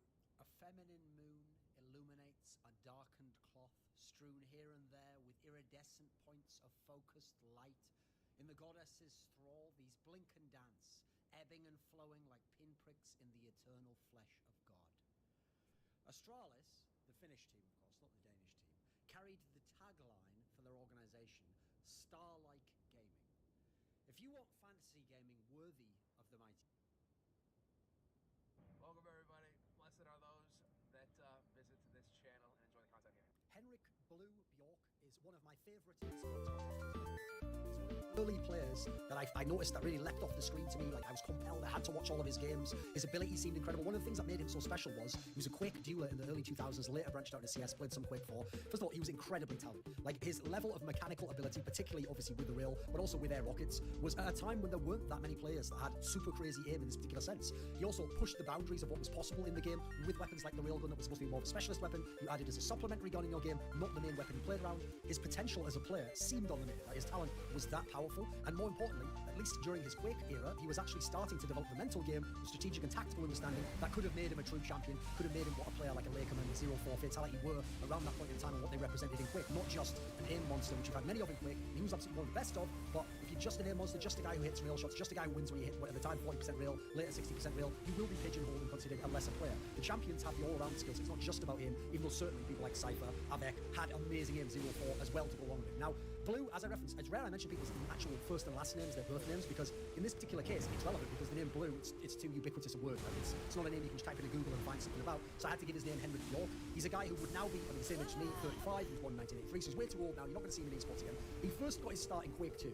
In Quake 2, towards the end of the European scene being a big thing, so we're talking mainly about like, let's see, like 1999 going into 2000. This was when Quake 2 was like leaving being the #1 esports game. We were moving into Quake 3 and Counter-Strike. And even though Quake 2 continued fairly healthy in terms of top players, like Damia and Puri coming along, it wasn't a big esport anymore. It was very much a niche enthusiast, aficionado, or hobby at that point in time, being the best at that game. At the end of the game, we had this big European Duel League final, where what they did as a special prize was you qualified online by being the best duelers in Europe, and then they were going to have the tournament play out, and whoever the champion was, they were going to fly out Machiavelli, the top Quake 2 dueler in North America, fresh and already retired, he'd really taken the #1 spot at this point in time, and you would play an exhibition match against him. Now, at EDL itself, Blue ended up losing out to Shub, who was the best Quake player in all of Europe in Quake 2. He was not only an amazing duel player, he was one of the absolute best TDM players with the clan Memento Mori, which funnily enough Blue very temporarily joined at the end of Quake 2, but they didn't really get much time to play for this Norwegian clan who famously went undefeated for a long period of time because Quake 3 killed a lot. But at this EDL fight, so Shub beat him out, and so Shub was going to play Machiavelli in the final. Now, at this LAN, Blue agreed to play some practice games against Machiavelli, and one of them, quite infamously, he played on Quake 2 DDM, Q2 DM1, The Edge, which is obviously the most famous Quake 2 duel map at least, and famously he beat Machiavelli in this game, even though Machiavelli, I think the story was, beat him on some other games on Q2 DM3, and overall Machiavelli was the better player, clearly, and Machiavelli indeed went on to beat Shub in the exhibition game, therefore cementing his status as the best player in the world of Quake 2, and the best of the last great Quake 2 players before it became more of a niche industry, and not really a top esport anymore. So this upset... What is my character doing? Blue brings to the table. Crazy real aim, very nice air rockets. I believe in that game he even hit a crazy air rocket. It was near the outside area. over where the railgun area is. Like if someone was jumping over there and he hits him with an air rocket. So clearly already had exceptional individual ability. Didn't necessarily have the strongest fundamentals for running the map, but could run the map quite basically. The Edge wasn't as complicated a map to run overall in that sense. You basically played it off sound cues. If you had the rail, you dominated the opponent from long range where he couldn't fight you. But we come to Quake 3, and in Quake 3, first of all, his talent's clearly noted because eventually he gets picked up by Clan 9. They were the biggest team in Europe at the time for esports, obviously hailing from Cafe 9 in Stockholm, a very big internet cafe at the time, which had spawned the best Quake World clan, and at this point in time was a key place that the likes of NIP and CS were going and playing from their land. That's why they were called Team 9 for a while. So joining this team was very prestigious, and this meant you had legit backing where you could go to all the big tournaments, and in the early days of Quake 3, Clan 9 was sponsored by Razer, who at the time were the biggest esports related peripheral developer, and were getting a lot of money from selling the boom slangs, etc., and investment, and therefore this team had real backing. Now, the real breakout tournament for Blue in Quake 3 was obviously the Razer CPL, because at this tournament, it was a massive tournament. It was the first truly big Quake World Championship. We had all the top players from around the world go to it. You had like easily 128 names. You had all the big names there from Quake World and Quake 2, the early Quake 3 players, and everyone was going to compete and see who the best was. Now, coming in, obviously there weren't a lot of tournaments before that. There'd been some CPLs in Q3 tests, but Blue hadn't played in them. So Blue ended up with a pretty bad seed. Blue got the 49th seed, which means in your bracket, you're going to get a lot of top names. Now, he went on a monster run through this tournament. He had some very impressive wins, and in the end, he finished up 5th place overall, ahead of numerous great players, including people who later on would go on to be amazing players like Lakerman, like 04, a number of the best players in the world. This is a guy who took a 49th seed and ran it up to 5th place overall. Particularly, it was his ability to get lucky with the dice rolls and have 24. Not Pro Q3 24, this is before the Pro OSP mod came along. This is where we were playing on the original 24 with the floor damage and without the bottom teleporter. You had to come up jump pads to get up to the top. So at this point in time, I think that's correct, isn't it? I don't fucking know. That can't be right, actually, because surely you teleport at the top. No, I think you had to come up the jump pad, so you could control the upper level. Now, it turned out, because this guy was a real god, and I'm talking about a real god even against really good railers, that by getting this map so many times, he was knocking loads of maps. I think he played Python on that map, he played Pure on that, I think he played Hakeem and Duma. These are all established players, and Pure's not as famous as he was later on for TDM, but people like Python, the best Australian player. Hakeem was the best player from the UK, and had actually won one of the early Q3 test Quake CPLs. I think it would have been Frag 3, I think it was. Dumo was a legendary Swedish Quake player. He was in Clan 9, known for being a strong player. Lakerman obviously later on became the best European Quake 3 player, and already at this point was a very strong player in Europe and one of the best. So this was insane stuff, knocking out these kinds of players. In the end, crucially, he lost one of his games to PowerK, who was the Korean sensation, finished 3rd place with an amazing run at this tournament. So incredible run. Yes, getting a bit lucky drawing that map over and over again, but when getting to do so, showing off superior raw skills, particularly aim skill, compared to the rest of the field. And at the time, hitting 40% rail was a crazy number. Remember, people back then on ball mice still, on small mouse pads, high sensitivity, not a great understanding of the console. So hitting 40% rail was seriously crazy shit. And he was doing it game after game after game. Obviously, it was best of 1 double elimination in this tournament. Now, beyond that, there were still some very, very impressive performances. So later in the year, he went to the CPL Asia, it was called Atomic Arena. And at this tournament, there were a bunch of good players in the field. Fatality was there, Zenon was there, Sujoy went to that one, and then there were some good Asian players. A guy called S21 actually ended up beating Fatality on the map. Now, at this tournament, Blue reached the final and beat Fatality, I think even on 2 games. He beat on DM13, which was Fatality's map at the time, because it had more rail, and you could run it based on spawn timings and understanding the armor timing. You could just control the whole map. And Fatality had basically won the Razer CPL doing that and become the #1 player in Quake. Now, Blue was able to beat Fatality at his own game, showcasing, first of all, no rail, because there's no rail on the map, but more importantly, by showcasing some strategy. Like, he had an idea of what to do against Fatality. When he would get a frag lead, he would hide in the area near the jump pad in the shotgun, inside that he'd drop down to get the mega health. He'd hide around these areas, he'd catch Fatality out, he'd draw Fatality in, he wouldn't get caught in the middle of the map, out of place, and have to have a pure aim fight with Fatality, who with no rail involved. Fatality was still a pretty strong individual player, so he managed to beat out Fatality in a way that showed he had brain as well as aim. And this was very, very alluring. Now, unfortunately, at the same time, Blue started playing CS in the early days. He was playing with the Geek Boys guys, with people like BDS, and who later on went on to be SK Scandinavia, playing with like Vicon. And so at this point in time, his interest in Quake started to die out a little bit. He didn't go to the European CPL, so we didn't get to see him at the likes of CPL Holland or CPL Cologne, etc. But we did see him at the end of 2000. He went to the next big Quake CPL, which was Babbage's CPL. And this is the one where, infamously, he only finished 33rd to 64th, but not entirely due to his fault. Like, one of the key losses he had was on Tony 4, and it came against a player called Excalibur, who didn't go on to do anything after that, wasn't a famous player. And part of the reason he lost to this guy is because at the time, it was a new version of Quake, like 1.19 or something, and one of the changes was now you could use 125 Hz sampling. And I believe, I can't remember if it was him or his opponent, but whoever was using this, we didn't know it at the time, but it turned out there could be a bug where it meant that some of your shots would register on your computer, but wouldn't register on the server. And so Blue basically couldn't do, I think, either shotgun or rail damage to the opponent, and the opponent was just hitting him with his bullets. Therefore, the opponent won the game, but in shocking fashion. Because of this, the CPL actually gave Blue the equivalent to a 94th place finish, prize money, and therefore ensured he had good seeding for the next tournament, because they knew we couldn't go back in time and play all these matches again. But obviously, it's a bug that's fucked this guy over. And sadly, that was a tournament where Blue was primed to do serious work. And I think that, along with his interest in CS, soured him on Quake, and he basically just left Quake completely and didn't play the rest of the tournaments after that. So he wasn't at the WCGs. Instead, he goes over to CS, and CS, like I said, he was with the Geek Boys guys, with BDS, who comes from Quake originally, from Excess Reality, which was the big Quake site. He was a Swedish guy as well. Then he eventually becomes SK Scandinavia, the first Scandinavian lineup to play for SK, which is notable in itself, because obviously later they got the Swedish players from 40, etc., and became a dynasty over there. They went to CPL Winter 2001, famously the first true major in CS, 1.6 and maybe 1.3 at the time, and they finished 9th to 12th, not a bad place overall, but still ended up losing out to some of the teams that you wouldn't have expected to from North America. He was also in the lineup that went to CPL Cologne in 2002, where they finished finished 3rd place behind, again, Authority, and 1st place was Vesselin and Dark and Executor's Nordic Division team, so not a bad placing either. Generally didn't accomplish that much, though, in CS. Like, obviously wasn't his main game, and this is the early days. You either were on top or you were nothing back then. He did do a brief comeback in esports in Quake 4, when Quake 4 had its circuit popping off with the WSVGs and all those tournaments in 2006 and 2007. In 2006, he came back, he played WSVG ISC, finished top 16 there, not bad. He went to QuakeCon, finished top 8 there, again, not bad overall, finished 2nd in the 2v2 tournament, playing with Too Good of Fnatic. So he was a good player, but he wasn't anywhere close to his prime. He didn't have the same insane mechanical edge over most people. He was just an okay player in Quake 4. I think the thing for me that's so tantalizing about Blue was, first of all, he produced some incredible demos at the time, especially those 24 games. Secondly, beyond just his rail, his air rockets were unbelievable. There's one of the most famous ones ever, which is in that movie Clip Quake, where he's playing 2v2. I think he's against Zorgal, and he goes under the pillars area on Q3DM6, where the yellow armor's above, and as Zorgal's dropping down, he hits him with 3 air rockets direct above him, like snap, flicks him up.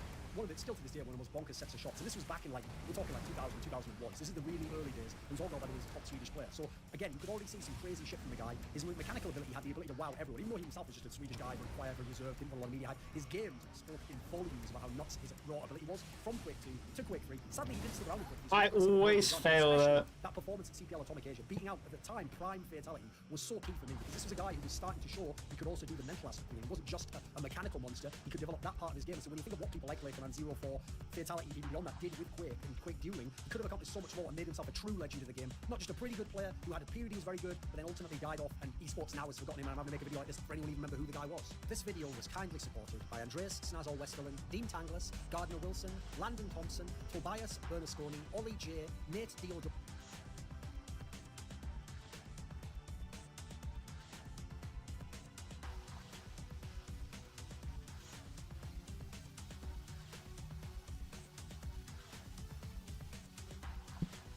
Polish Counter-Strike legend Neo, currently at Virtus Pro, is not just a member of the Golden Five and someone who's a great champion in history and often considered the consensus best player of all time in Counter-Strike 1.6 just because of talent alone. He's a perfect mix of talent and dedication. Someone who worked at his craft year after year, who looked how to adapt his role and was able to change it up, how to adapt how he played against specific opponents when he couldn't necessarily make a player change in his lineup and take someone out, which is the shortcut oftentimes to being able to keep your same exact role and change up how your team's success goes. And he's someone who learned all the smokes and all the spots and how all the teams played and varied it up, and hence is the greatest player of all time. Now, when Neo was doing all of this back in the days of the Golden Five, he didn't have a whole lot of resources and tools at his disposal in order to improve in these ways. He had to come up with his own creative approaches and just grind it out. Over at Boomio, they have a whole bunch of resources that you have access to if you have premium, and some of these you can check out with the free mode as well if you try it out, where you can go and play the duels mode. You can practice and warm up and alternate between a whole bunch of one-on-one spots in different areas of the map that are real situations where you might peek or be peeked into in a game, warm up doing them. I get up to like 20 of them in a minute before going in and playing efficient. Instead of playing pointless CSDM and getting shot in the back, or shooting someone from a really weird angle and shooting someone else, or having 3 to 4 people in one area shooting in a way that wouldn't happen in a real game, you can practice real situations. Likewise, you can go and you can watch guides from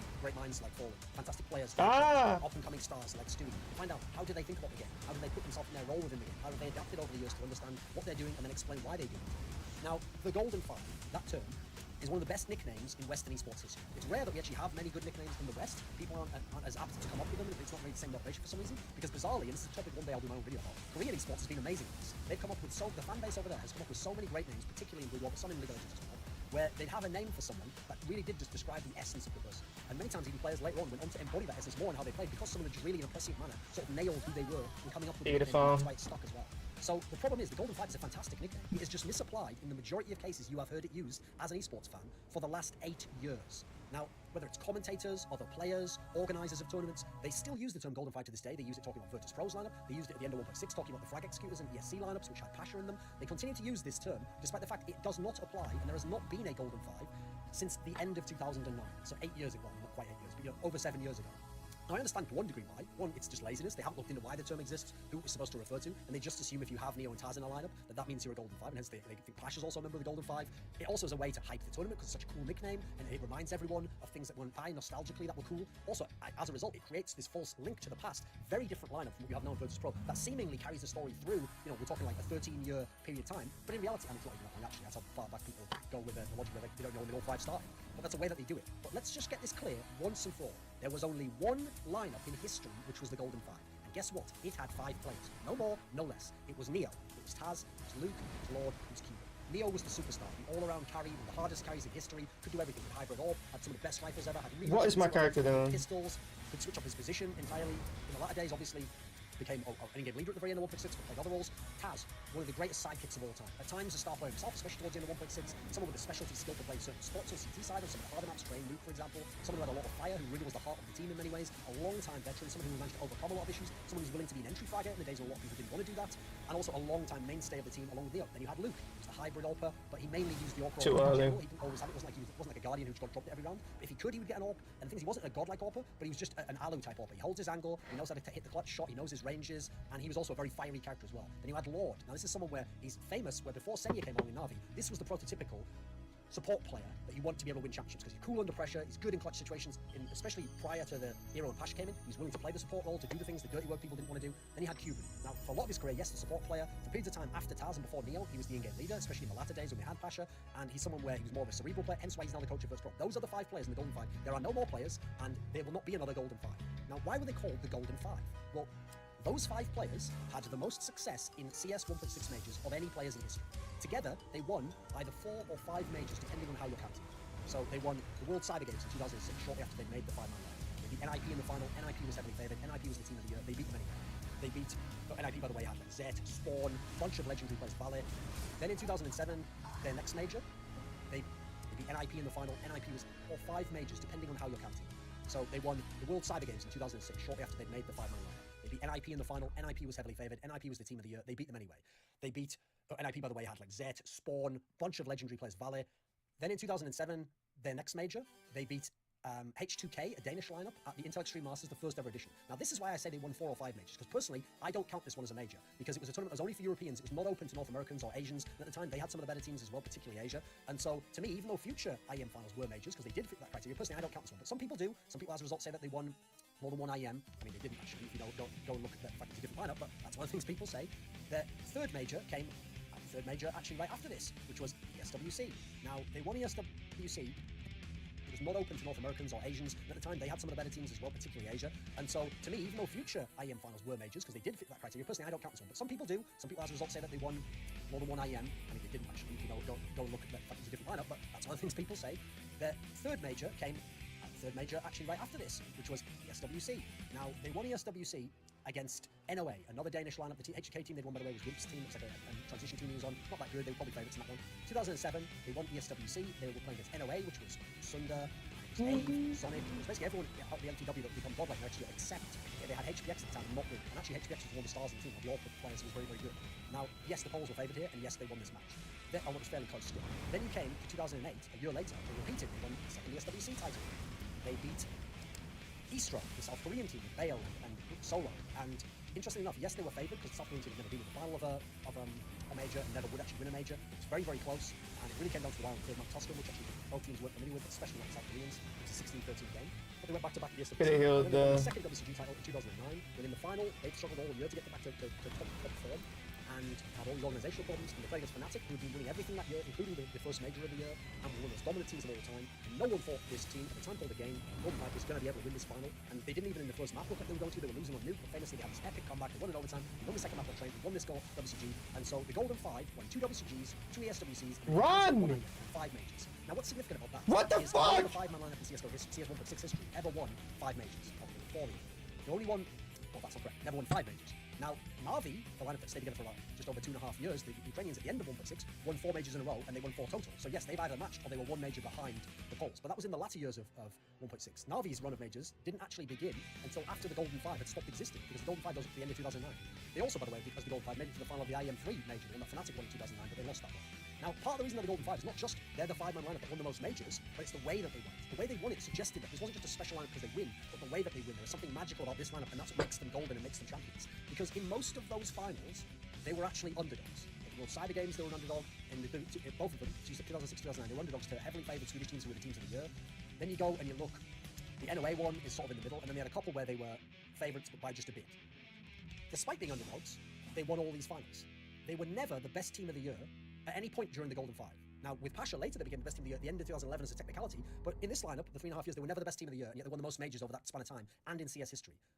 They were also not the best team because they were inconsistent outside of majors. Outside of majors, they'd win a major, then they'd bomb the next tournament and finish like outside the top 8, and they wouldn't win a lot of the other tournaments, and they'd have their problems with a big team at the semi-finals of another tournament that they'd then beat in a major to win the major. So there's clearly something about them where they rose in terms of performance under pressure. Whereas other people break and they're worse. So for example, Forest's teams won tons of tier 2 and good tier 1 stack tournaments, but not the majors. He won very few, he only won 3 majors in his career. These guys, this 5, were the opposite. They didn't win all the other tournaments, but they would come up to the top, rise to the top in the major. In the hardest moment, they win in epic fashion. Often, they won in very, very epic fashion. They didn't crush people and just won the tournament, but in doing so, won the 4 or 5 majors, however you count. So, one of the things about this lineup is they famously had a lot of different organizations they played under. So they played under Pentagram initially, and then they went to Meet Your Makers, where Meet Your Makers had this massive amount of money before the recession in 2008, and so they were mega highly paid there. Then after that, they had all these problems while they were the Golden Five. They went to an organization called Vitriolic, which ended up falling apart. Then they became Again, which wasn't an organization, it's just a name that they took because they had been without an organization again. So they went to World Side Games just under that alias. Now, the way that this team got formed tells you the history of it. Neo, Taz, and Luke had actually already been members and teammates of Pentagram for a couple of years. I think Pentagram was formed in like 2004 or something. They'd been rivals before then. They teamed up in this like best team in Poland with some other Polish players or what you won't heard of now. And they'd already been a good team. Neo was already clearly a talented star and someone who was good. He just hadn't been to many of the bigger tournaments. And when they started to go to the bigger tournaments, they were good. They could cause big upsets, but they were nowhere near yet winning majors. Now Lord joined up with the lineup in early 2006, but then left again, went off, and he played with Cuban actually. And then what happened is Cuban and Lord joined the team in the summer. I think that was the order of it. Or Cuban or Lord had played with Cuban beforehand, and then Cuban just joined in the summer, and Lord was only there. Something along those lines. So that it was in July, the end of July in 2006, when Cuban's the final 5th member to join, and that's when the Golden Five is set. They then go ahead and they win 4 majors. They win World Side Games 2006. 2007 they win IM, they win ESWC, they count IM, and then 2008 they win ESWC, but they bomb some of the next tournaments. And so what happens is they actually kick. Oh, the bomb of the body hit me. Early November 2008, and they brought in a player called Pionas, who'd been playing the second best team at the time, and they gave this guy a try for a solid 3 months. And then what happened was, at the very beginning of February, the next year, 2009, they kicked out Pionas and they brought back Cuban, which reversed the move. And actually, what's interesting is there had been some scandal there, because when they kicked out Pionas, originally they were going to kick out Luke to get Pionas, but instead, something happened, they had a meeting and they decided instead to side with Luke, and they actually kicked out Cuban instead. And they didn't have a good period of form after that, they actually struggled, they weren't winning tournaments, which is what they hoped to do, as a result of making the Cuban move. They brought Cuban back, and immediately they were into the final of the next major, and obviously later on they would go on to win another major together. Now, what happened was, at the end of 2009, so a month or 2 after winning World Side Games in epic fashion, they went to a tournament called WEM, the World Esports Masters, which was held in China, in Hangzhou, China, and it was organised by Kan Yang, which is now an MVP project, who also organised the E-Stars tournament and What the fuck? Back in the day, 2005-2006. And at this tournament, they couldn't attend with, I believe it was Taz who couldn't attend, and so they had Pasha, who was an up-and-coming player in the Polish scene, stand in for them. And they managed to get top 4 at this tournament, but they had to play Fnatic in the semi-finals, and lost to Fnatic in the semi-finals in a rage-inducing manner. There's a famous video that I recorded that's out there, then which is pretty epic. And they decided to kick Luke out of the team. Remember I said before, in 2008 could have been kicked, and this time Pasha was the player recruited, and he was recruited permanently. And then you had a different era of the team. Didn't mean to do that. Now when Pasha replaces Luke, interestingly enough, they didn't win a major for almost 2 years after that. Now, by the time it got to the summer of 2010, he joined in early 2010, they were able to win tournaments already. They could finally get to the point where they could win E-Stars Seoul, and they could place top 4 at the majors by the end of the year. But it wasn't until WCG 2011 that they won another major. And obviously it wasn't with the Golden Five this one time, because they had Passion Life, not Luke. They won the WCG 2011, and then the next major after that, the last 2 majors of CS126, which was IM6 Global Finals, or World Championship, whatever you want to call it at the time, where they beat Na'Vi in the final, and WCG 2011 they beat SK in the final, of Forest and Get Right and Robot. Now, as a lineup, they had a lot of other successive majors. For example, they placed top 4 at 4 other majors. It was 2010 ESWC, they placed top 4, but they lost to SK Gaming in the semi-finals, and lost to MTW in the 3rd place game. And then they got to the semi-finals of the WCG, won the bronze medal 2010. They had to play Na'Vi in the semi-finals there.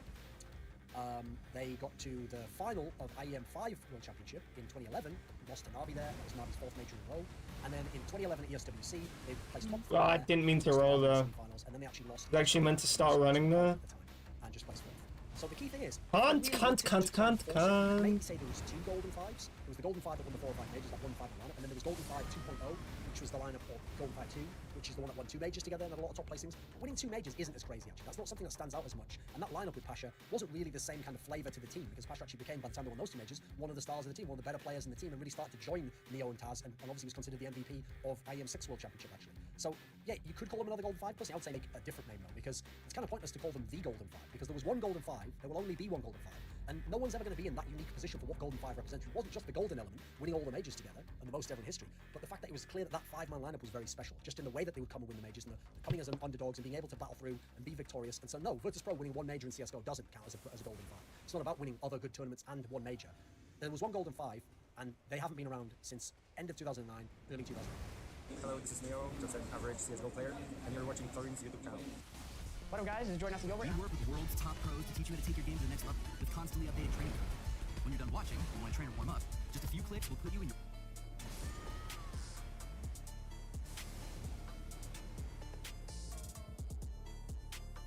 a little magic in your CS game, a level of consistent play. But, and as such, contender for the best player to play any version of Counter-Strike in history.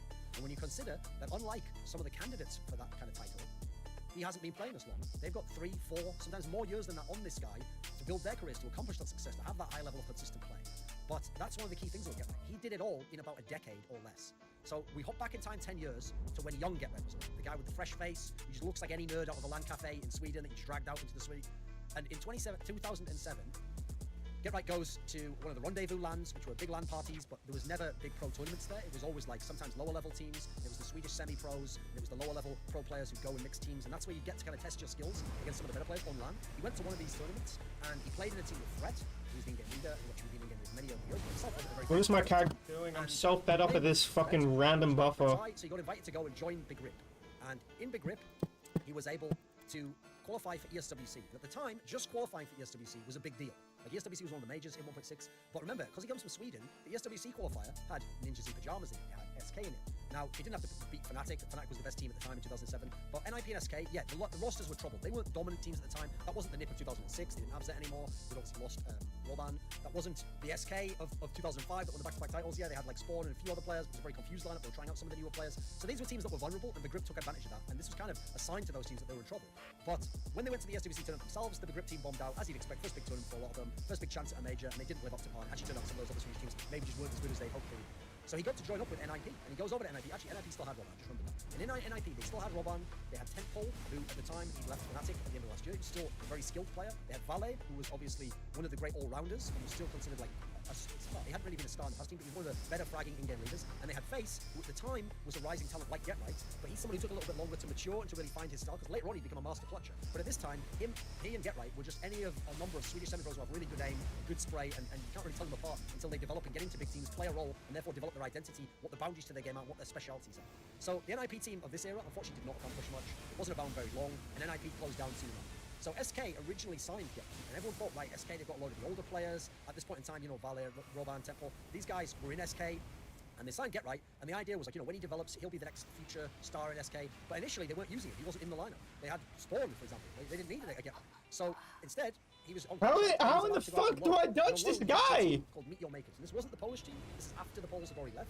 This was actually the era when they had a bunch of the Norwegian players and they had some of the lesser Swedish talents. So they had Face again in the team, and he was starting to get pretty decent. Hadn't emerged as a potential star-type player. But most notably, they had Real. And Real was the talent of the Norwegian scene. In fact, in terms of prodigies in Counter-Strike, he's up there. He's someone where when he was 15, he was able to beat elite players, play incredibly well, being an MVP player. This is a few years on from that. That was like 2006 he did that. Now he's like, you know, 17, 18. In theory, they should have been his prime, but the Norwegian scene had really died away. A lot of the old greats had retired. He was left without really good organization scenario. This was an NYM Norwegian team, but they'd lost Element. Some of his guys he used to rely on, guys like Oops, they'd long gone. Zion, you know, the lineup wasn't so good right now, so they were trying out to Get Right. And actually, the team looked a bit dangerous. In some online games, in some brief LANs they got to play out, they looked like they had real potential. Problem is, because they had some potential, because they could even potentially beat an SK, and I think they even did once, they were a team where SK guys said, you know, we got him under contract, come back to SK, and they tried Get Right out in 2008, and they took him to a major. They took him to the IEM 2 finals. This is the first IEM that was a truly an international event. Koreans from East there, and in the tournament, they only came 4th place. Now, the reason I have to say only is because teams like SK, especially the talents in SK, Tentpole, Spawn, these guys are used to winning or having a chance to win. And so it was expected at this particular field, this particular time, this was actually kind of like an uncertainty era of its own. It was a time when all the top teams were in flux. Like Fnatic was somewhat falling off. Mousesports was just getting their shit together as a lineup. You had obviously the MTW guys, that might have been anyway, still at that time. They had a confused lineup. I think this is just before maybe they'd gotten in Wimp, so they weren't quite elite level yet. Emulated won the last major. It was a time when theory SK should have had a chance to win the title. They only finished 4th. Now with that said, I do think in hindsight that they actually massively overestimated how poor the results were, because they lost to Eastro on Inferno. And what we actually found in that tournament, Eastro was the Korean team, Solo and Baron, etc. What we actually found was they were just incredible on Inferno, and they would be good on Inferno the whole year and going forwards from there. And they upset many teams on Inferno at that tournament. Now in the lower bracket, in the double limb tournament, best of ones, they played against Mousesports and only lost 14-16 on Nuke. And Mousesports were a good Nuke team and actually won the major and went on to be one of the best teams of the year, obviously couldn't know that at the beginning, and their core of that team was one of the all-time great for lineup. So when you look back now, those weren't as bad results as they seemed, and they were a bit hasty though, because they decided, this didn't work out, right, out goes Get Right again, Spawn comes back, who seemed to be like retiring or going inactive that time. Spawn comes back and Get Right's just back on convention. So eventually he leaves SK, finds his way out of the team. They don't want him anymore. They don't even keep on contract with the team next year. No, they've decided like it didn't work with him. You know, he's too young. All of us are veterans. He hasn't found his style yet. He's up and down the land. Like, you know, it's not the time, Why does that have a hitbox? Why does that have a hitbox? When he comes into G2 right now, Boom. he's not given any kind of star role, any kind of space, any kind of resources. Just put into a role and said perform. And he's not a star player as a result, but he performs. He does well. Now that's too tough for a player like Get Right. You've got to give him his positions. You've got to give him his spots, and he's a much better player, even relatively in overall than a body. But you've got to enable that. Whereas they were expecting to put him in a team and somehow he's going to earn a spot in the team, and they were giving up older guys who actually were over the hill. They were giving them the priority. So it's almost a flaw from SK at the time in their approach to how they recruited and developed talent, because they didn't really develop talent. They would just wait until someone else proved that talent worked, and then they buy that talent. That's what they do. And they famously held on to some of the big names, but the older names, too long past their time, and when they couldn't win. So Get Right goes over and he goes to play with a bunch of people that he's already familiar with. He goes and plays in a team called Blank. And in Blank, he's playing with Face again. And he's playing with a bunch of people who are in the semi-process. They had Yegan, the English translation for that is Hunter, who was famous actually just for his frag movies. He was always on like the semi-pro level, never completely pro. People overhyped him because of frag movies. There was Gox. This is an early appearance of Gox, someone who become pivotal later in Get Right's career, who was starting to show some signs. What the fuck is my character doing? Stop doing that! Why would I ever confirm? It's a standing heavy. I would never do that in my life. Stop doing that shit. Fucking retarded input buffer. These archaic elements in this game, so frustrating to deal with. What the fuck is wrong with the devs? There's something wrong with the fucking devs. There are problems in this game that are still fucking broken since Demon Souls. Why is the input buffer so crazy? Why is the camera so shit? Oh my word. Let's just keep this game normal. Functioning. It's such a basic thing to fix. Who was like a potential rising talent, had like nutty aim, but wasn't like a dominant star. They had Furter, who later on, by the end of the was pretty good. This time was very up and down. I thought he was going to have man. And they had QP, who was just okay. This guy who actually, he didn't do a whole lot. He's a semi-pro type player. But in this team, you know, they've got threat, they've got some good young talents here. They managed to beat SK Gaming at an event called DreamHack Skeletia. And this was a smaller event, but SK went, and some good teams there. And they beat, obviously, got revenge on the SK guys, beat them. Almost showed like you should have had me in the team. But beyond that, the team didn't do much. They didn't have a lot of success. Late on, when they became giants, they didn't do particularly well. And at the end of 2008, you would never guess that Get Right would become one of the best players of all time. You definitely never guess he'd be the best Swedish player in the world. Because you look at the Swedish players at the time, yeah, Forrest was in his prime.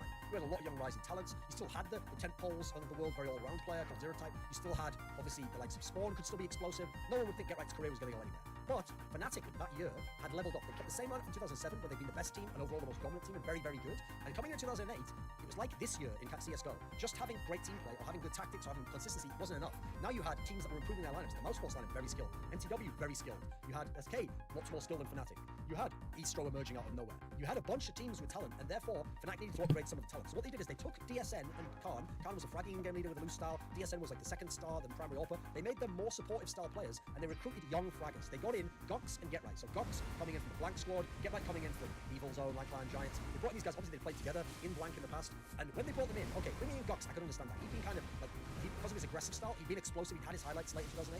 Get Right though, a lot of people saw this move, and behind the scenes a lot of us said, oh, is this going to work out though? Because Fnatic had always stressed before that, team play over raw talent. They didn't just recruit skill, they wanted people who fit together well, socially outside the game, so they could enjoy things, they could communicate about the game, and therefore would build good team play inside the game, so they wanted veterans, they wanted people who communicate well. That's why they'd taken Ins back in 2007, when they'd lost the talent at Temple. Ins was just a team player. They'd gone with that route, but they still wasn't enough now, so they took this big gamble, and they brought in Get Right. Well, a lot of people thought maybe he's too young.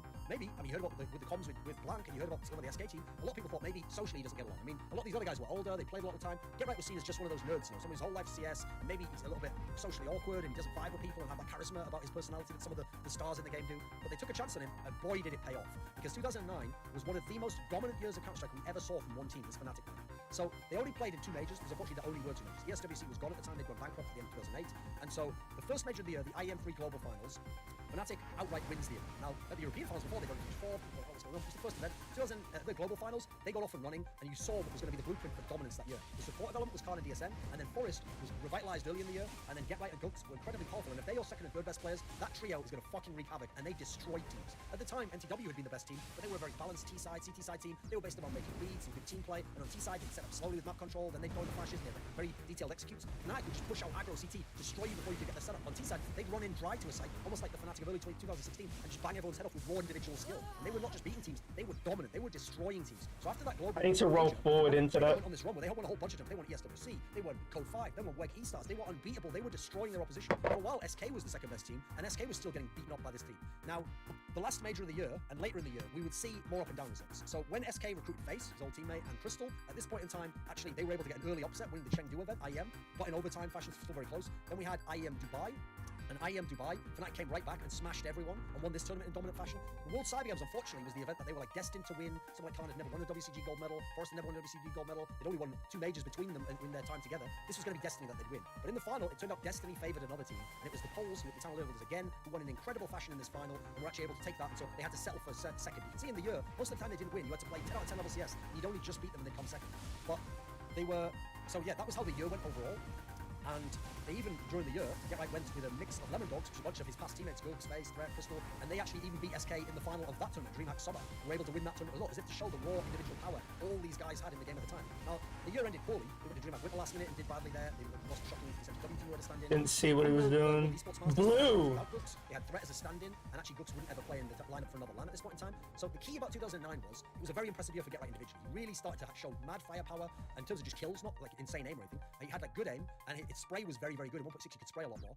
And particularly towards the latter half of the year, he emerged as like a potential star player. Early in the year it was Forrest, and Gux was very dynamic, and Gux and Get Right would play like the sidekick role. But late in the year, like particularly one of the times they didn't win the World Cyber Games, in the semi-final against MTW, Get Right absolutely destroyed MTW. And MTW had just upgraded skill. They got Trace. But Get Right in the semi-finals, I think it was in fact on Inferno, you got to go watch this game. He is unreal. He just dominates this game single-handedly. Now, 2010 comes along, and Gux has been lost. There's a whole internal drama that I don't think has ever been publicly published, the reason why. But let's just say they didn't get along with Gux. He goes out and actually goes and joins SK, and the guys instead bring in Threat permanently, so they've got more of a supportive element team as opposed to less firepower. And that puts more pressure on Get Right, because you've got Forrest still, but actually Forrest is a bit more up and down. Now, Forrest famously, one of his lapses of motivation. So really, it's on Get Right to be the main firepower, the main star, and he lives up to it. So with Forrest in patchy form, Get Right becomes the star player of Fnatic, the consistent best player of Fnatic, and the best Swedish player, and as a result, one of the top 2 or 3 players in the whole world. Very, very strong all-around fragging. I mean, in terms of how consistently he could frag and in winning and losing games, I'd compare him to Cold Zero right now, when SK can lose, but he can still be fantastic. Now, at the majors, they made it to the IEM World Championship final, but they lost that to Na'Vi famously. Na'Vi, obviously, the team that won all the majors this year. They lost to Na'Vi at ESWC in the quarters, and then they didn't attend the World Cyber Games due to a dispute over the fact that World Cyber Games wanted them to go and attend a qualifier for the Nordic region to then qualify. They didn't want to pay extra, so they didn't go to the World Cyber Games and missed out on a chance there. Now, they did win some tournaments in 2010. Early on, they won Arbalete Europe and shocked Na'Vi in the final there. And then after that, they got in Gux again, halfway through the year. They won Game Goon, they won IEM Shanghai. They were able to beat Na'Vi in a couple of these instances. But Na'Vi still dominated the year. Na'Vi still the better team by the end of the year. And this wasn't success enough compared to last year for the Fnatic guys. And despite Get Right being an incredible player, there was some resentment within the team. Actually, wait a second, I've skipped the year. No, that's right, what am I talking about? Towards the end of the year, even though they had Gux back, they thought that was going to be the secret to actually winning the overcoming Na'Vi. They thought, right, we had Gux in, who'd been very good in SKs and was a star player in his own right. This will be the lineup. The problem was the team was good, but they still weren't quite good enough. I mean, they got upset a few times in some tournaments, like some Danish tournament they went to, they got upset there by the full gaming team, and they obviously didn't play WCG, and then they had some bad results at the end, and Na'Vi was the dominant team on top. So there was resentment within the team, believe it or not, about Get Right. The fact that the team was number 1, they had to look at someone, they had to pick someone they were possibly going to remove. And I remember, Fnatic was used to socially getting along, they weren't winning and they weren't getting along. So now people started to look at Get Right, and people like Khan didn't like some of how Get Right played. They thought he was a bit of a beta, they thought that's how he got his numbers. They thought he checked the stats too much, he was too overly worried about it. Sometimes he was putting up good statistical numbers, but was he having the impact? That's the discussion that was going on in the team. And by the end of the year, it came to a crux where Khan wanted to kick Get Right from the team. And when Get Right got word of this, he went to Forrest and basically told him like what's going to happen. And even though Forrest had been allied, the core of Fnatic was DSN, Khan and Forrest since 2006. This is the 4th year playing together. Instead, actually 5th year playing together. Instead, Forrest, who at the time, his skills were decaying a little bit, he was still very good, but he wasn't this all-around non-stop carry he was before. Get Right was the best player. Forrest decided to align himself with Get Right. So Forrest, Gux, and Get Right, as a trio, decided, no, we stand behind Get Right. In fact, we want it the other way. We want DSN kicked out the team and get a new player. And then when Fnatic had this meeting where the two sides made their demands, the guys from Forrest, Get Right, and that even said, you know what, if Khan's on DSN side, which he was, then fuck it, kick Khan as well. Just get in 2 other players and we'll be the core. And Fnatic decided, Fnatic's owner was very good friends with Khan, to go with Khan and say Khan can rebuild the team. And he let these star players, some of the best players in the world, leave the team. And so what happened was, Forrest and Get Right went and joined SK, the rivals of Fnatic, at the very end of the year. Now Gux, unfortunately, because of the circumstances in which he left SK, where his contract had not been honoured, and there'd been all this public dispute, SK didn't want him, so they said, we're not going to have him. So it was just Get Right and Forrest at this point together. Gux wasn't part of the trio, and Gux would go on and play with Threat in the 3rd best Swedish team, Alliance. Now, in SK's just gotten 2 of the best Swedish players, and definitely the best Swedish player. And so they keep as their core. They've got Roban, they have Kimling leader, they kick out Ballet. They have Face still, Get Right's old teammate, but now he's become a very clutch, like an amazing. He's one of those guys who's like a crimson, who can almost carry the support role. And they had Alan at the time, who was like an all-round, who was like well, he's more just like a solid fragger, but I was never that person first. Now, Alan, it didn't work out health-wise, and the key thing is, early on they were good and they were becoming elite, but they were getting upset. People like MTW or the Poles, these teams were ahead of them. Na'Vi was still very good. They weren't quite breaking through, so they made this key move where they convinced Delpan to leave Fnatic, this powerful AWP, and probably the best Swedish AWP, one of the best AWPs in the world at the time, and join their team. This was the catalyst, because now SK was amazing. Now Get Right could be the best player in SK, and he was having MVP performances even before they got Delpan, when they were coming top 4 tournaments. Famously, that game in which he's like on his knees, when he loses to the Poles in the semi-finals, is this year. It's actually, is this? Yeah, it is. It's 2011 semi-finals of IEM. 5 World Championship, where they lose to the Poles in insane fashion. Get Right's having amazing games himself still. He plays fantastic tons in MVP candidate despite the team losing. But they get Delpan in, add that powerful AWPing, that very consistent AWPing, and now they've got a lot of talent, and they've got a lot of firepower, and they've got some of the best players, and they go on a streak where they become the best team in the world. They win DreamHack Summer beating MTW, they win Game Group beating a whole bunch of teams. They win ICSC, which was a Russian tournament that had the Poles there. They had some of these Poles that didn't have Navi. Had these Russian and Ukrainian teams there. Later on in the year, even when they weren't quite number 1 anymore, they won IEM New York, which had a few good teams there, not some of the elite teams, admittedly. The problem is, late in the year, SK would remain elite, but Navi and the Poles would always deny them. That's who they'd always lose the big series to and get upset by and lose in heartbreak fashion either in finals or semi-finals, and that's what denied them winning more tournaments. But there was a key win this year that really helped solidify Get's career. So he'd only won 1 major at this point in time. He won one of his first majors with Fnatic, IEM 3 Global Finals. And at ESWC, this was actually one of the tournaments Swedish teams famously had never done very well. They won the first one with Vessel's team, but even that was the best Swedish team at the time. SK was thought the best Swedish team, and they'd been upset in the semis. So now you came in 2011, and all these other teams that won ESWC, and along comes this SK team, and they win ESWC, and they beat out the Navi guys in an incredible final in which Get Right was the MVP. Get Right had an amazing 1v3 on Inferno in this game that really turned the tide, helped them win the tournament. For me, he was the MVP of the tournament. Now, some guy who works for a stats site just looked at the raw numbers and gave it to Carrigan, who wasn't even the best player on mouse, just for winning a 3rd place match and getting meaningless prize. If only that guy continued on and kept giving people ridiculous MVPs based on numbers like that. And so late in the year, SK, it was kind of strange because they were amazing, they were elite level, these legendary teams would best them late in the year, and unfortunately the worst example of this was at the World Cyber Games. They came in as a favourite to win the title, they were in the 3rd map of the final, which was Tuscan. It was like 12-12, they were on T-side of Tuscan, which was the dominant side, and amazing 1v1s and 2vx plays and pushes, ballsy low econ pushes from the Poles. They let the Poles win this game 16-14 and deny Get Right a 2nd potential WCG gold medal. So you see, he had a lot of heartbreak in his career in 1.6, despite a lot of success as well. Now, this year, SK was top 4 on the majors. Even though the Poles ended up being the team of the year by my estimations, they were very, very good. They were certainly in contention. And for me, this was an MVP-type year for Get Right. This was the 2nd year in a row he legitimately could make a claim, like, maybe I'm the best player in the world, certainly the best Swedish player, despite playing with Forest all this time. So, 2012, we only really got, for Get Right, 4 or 5 months of play. Because early on, SK still had their team. They actually kicked out Delpan because he wasn't that dedicated in practice. They brought in Trace, the godlike Danish player, and with all this talent, the team didn't work. It was a classic super team that didn't work, and they were still good. They made the semi-finals of IEM, but they lost to the Poles there, as was their familiar enemy at this point in time, and particularly an enemy of Get Right's career. And later on than that, they had some missteps at some other tournaments, and eventually the team was actually dropped by their sponsor. And this is what allowed the opportunity to go over to NIP. And so for CSGO, while the other teams at the end, the Poles, Navi, were still competing in 1.6, Get Right's right there at the day 1 of CSGO. He's playing, he's got this NIP team where he's brought Forest with him. Exists come over, formerly the in-game leader of Fnatic, he's taken that role before Khan retired, and they get in these source players, they get in Freiburg, they get in Fifth Lauren. So this is actually kind of shocking, because one of the best players in 1.6 has left. He's gone over to the new game that no one knows what's going to happen, and there's an incredibly small scene to start with. But we all know they start winning every single game. They go 87-0, but what people forget is that wasn't NIP's greatest, the 87-0. They kept going beyond that. 87-0 only lasted till like April of 2013. NIP was still the dominant force until October 2013. They were still winning tournaments, they would still very rarely lose a map, they would pretty much almost never lose series, except the odd one, and again, usually V2 or Virtus Pro, etc. And they were able to win most of the tournaments still. Now, in CSGO, for this period, he was the best player by far. Now, yes, Shox came up and maybe took that title from him late in 2013, but it was very debatable too. Yes, very games was better than NIP, but was Shox better than Get Right? It was touch and go, really depending on what criteria the person used. Dosia was extremely good. You had Forrest was right there. Forrest was probably the best second star in the world, and was at times one of the top 5 players in the world himself early on. But no one was as good and as dominant as Get Right. He was an insanely dominant CT player, and for the first sort of 9 months of CSGO, it was a CT-sided game. Almost every map had CT-side bias. For some reason, even though the AK is more powerful, CTs would just win out, and the tactics still hadn't been figured out, except by the odd team like American games, like Copenhagen Wolves. And most of the T-side victories from NIP was just individual stars playing their roles the best and having a very loose style to let the stars have autonomy. So you can see how CSGO's come and gone from tactics-dependent metas across the years, and early on it wasn't a tactics-dependent method, despite some amazing teams making that work. Obviously, we know that on the T side, Get Right was a godlike lurker. They would play 4-1. They put the other team on the other side of the map, Get Right on one side, and somehow he could always hold people off. People couldn't just push and kill him. People couldn't push and get information because of how he plays his lurk spots. The most famous spot is he would always go on Inferno to the boiler room, and he would just occupy this area. He could push onto the balcony himself to stop you rotating. He could kill you if you peeked him. He could peek out the door at the right time with his team when they did come A. He could hold that early, make sound, throw you off as to what's going on the banana. He was so tough. A map like Inferno is really information heavy on the CT side, and Get Right stopped you doing that by how he played as a T, and then he was incredible with his AK. So one of the famous patterns of this time was enemies literally felt like Get Right was always behind him, because he could always get a flank off and he could always surprise them. Despite the fact you know when the team's attacking, he's probably going to be coming another line. But his timing, his sense of really delayed that. I don't know why. It's such an easy attack to dodge. When you couldn't.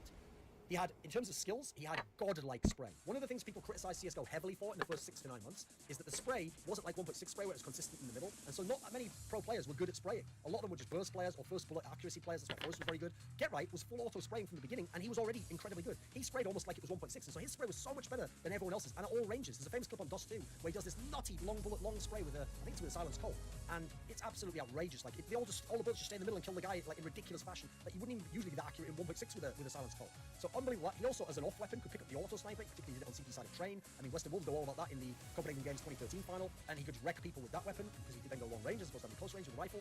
Now, in late 2013 and through 2014, Nip was still battling team number 1. They were elite, and Get Right was still an elite player. Even in 2014, it was a lot more up in the air who the best player was. Shops obviously left Titan early on.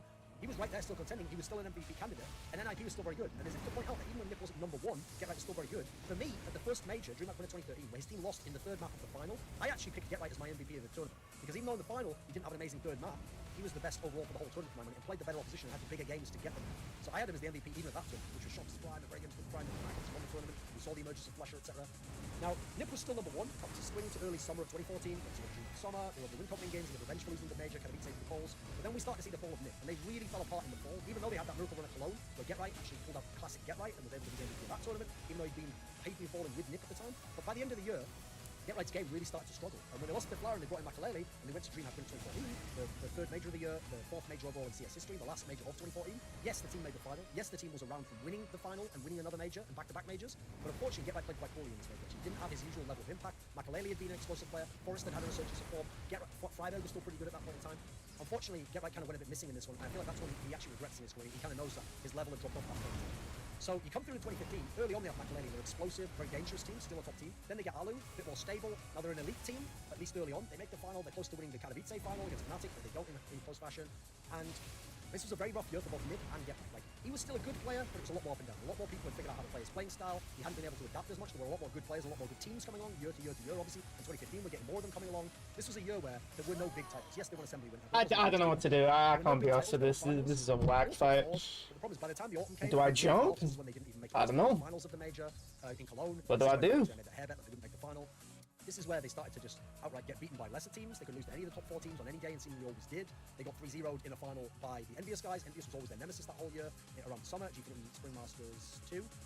And 2015, really, it was just a write-off. Yes, they had the big upset TSM at Cruiser Poker, but that wasn't so much Get Right, and that wasn't really as much Nip as, I mean, it was. They obviously had Freiberg play out his mind, but it was also helped by TSM collapsing, and they didn't get past Na'Vi. Na'Vi crushed them in the semi-finals, and Na'Vi at the time hadn't been a World Championship contender, but became it from that tournament on, thanks to Guardian coming up massively.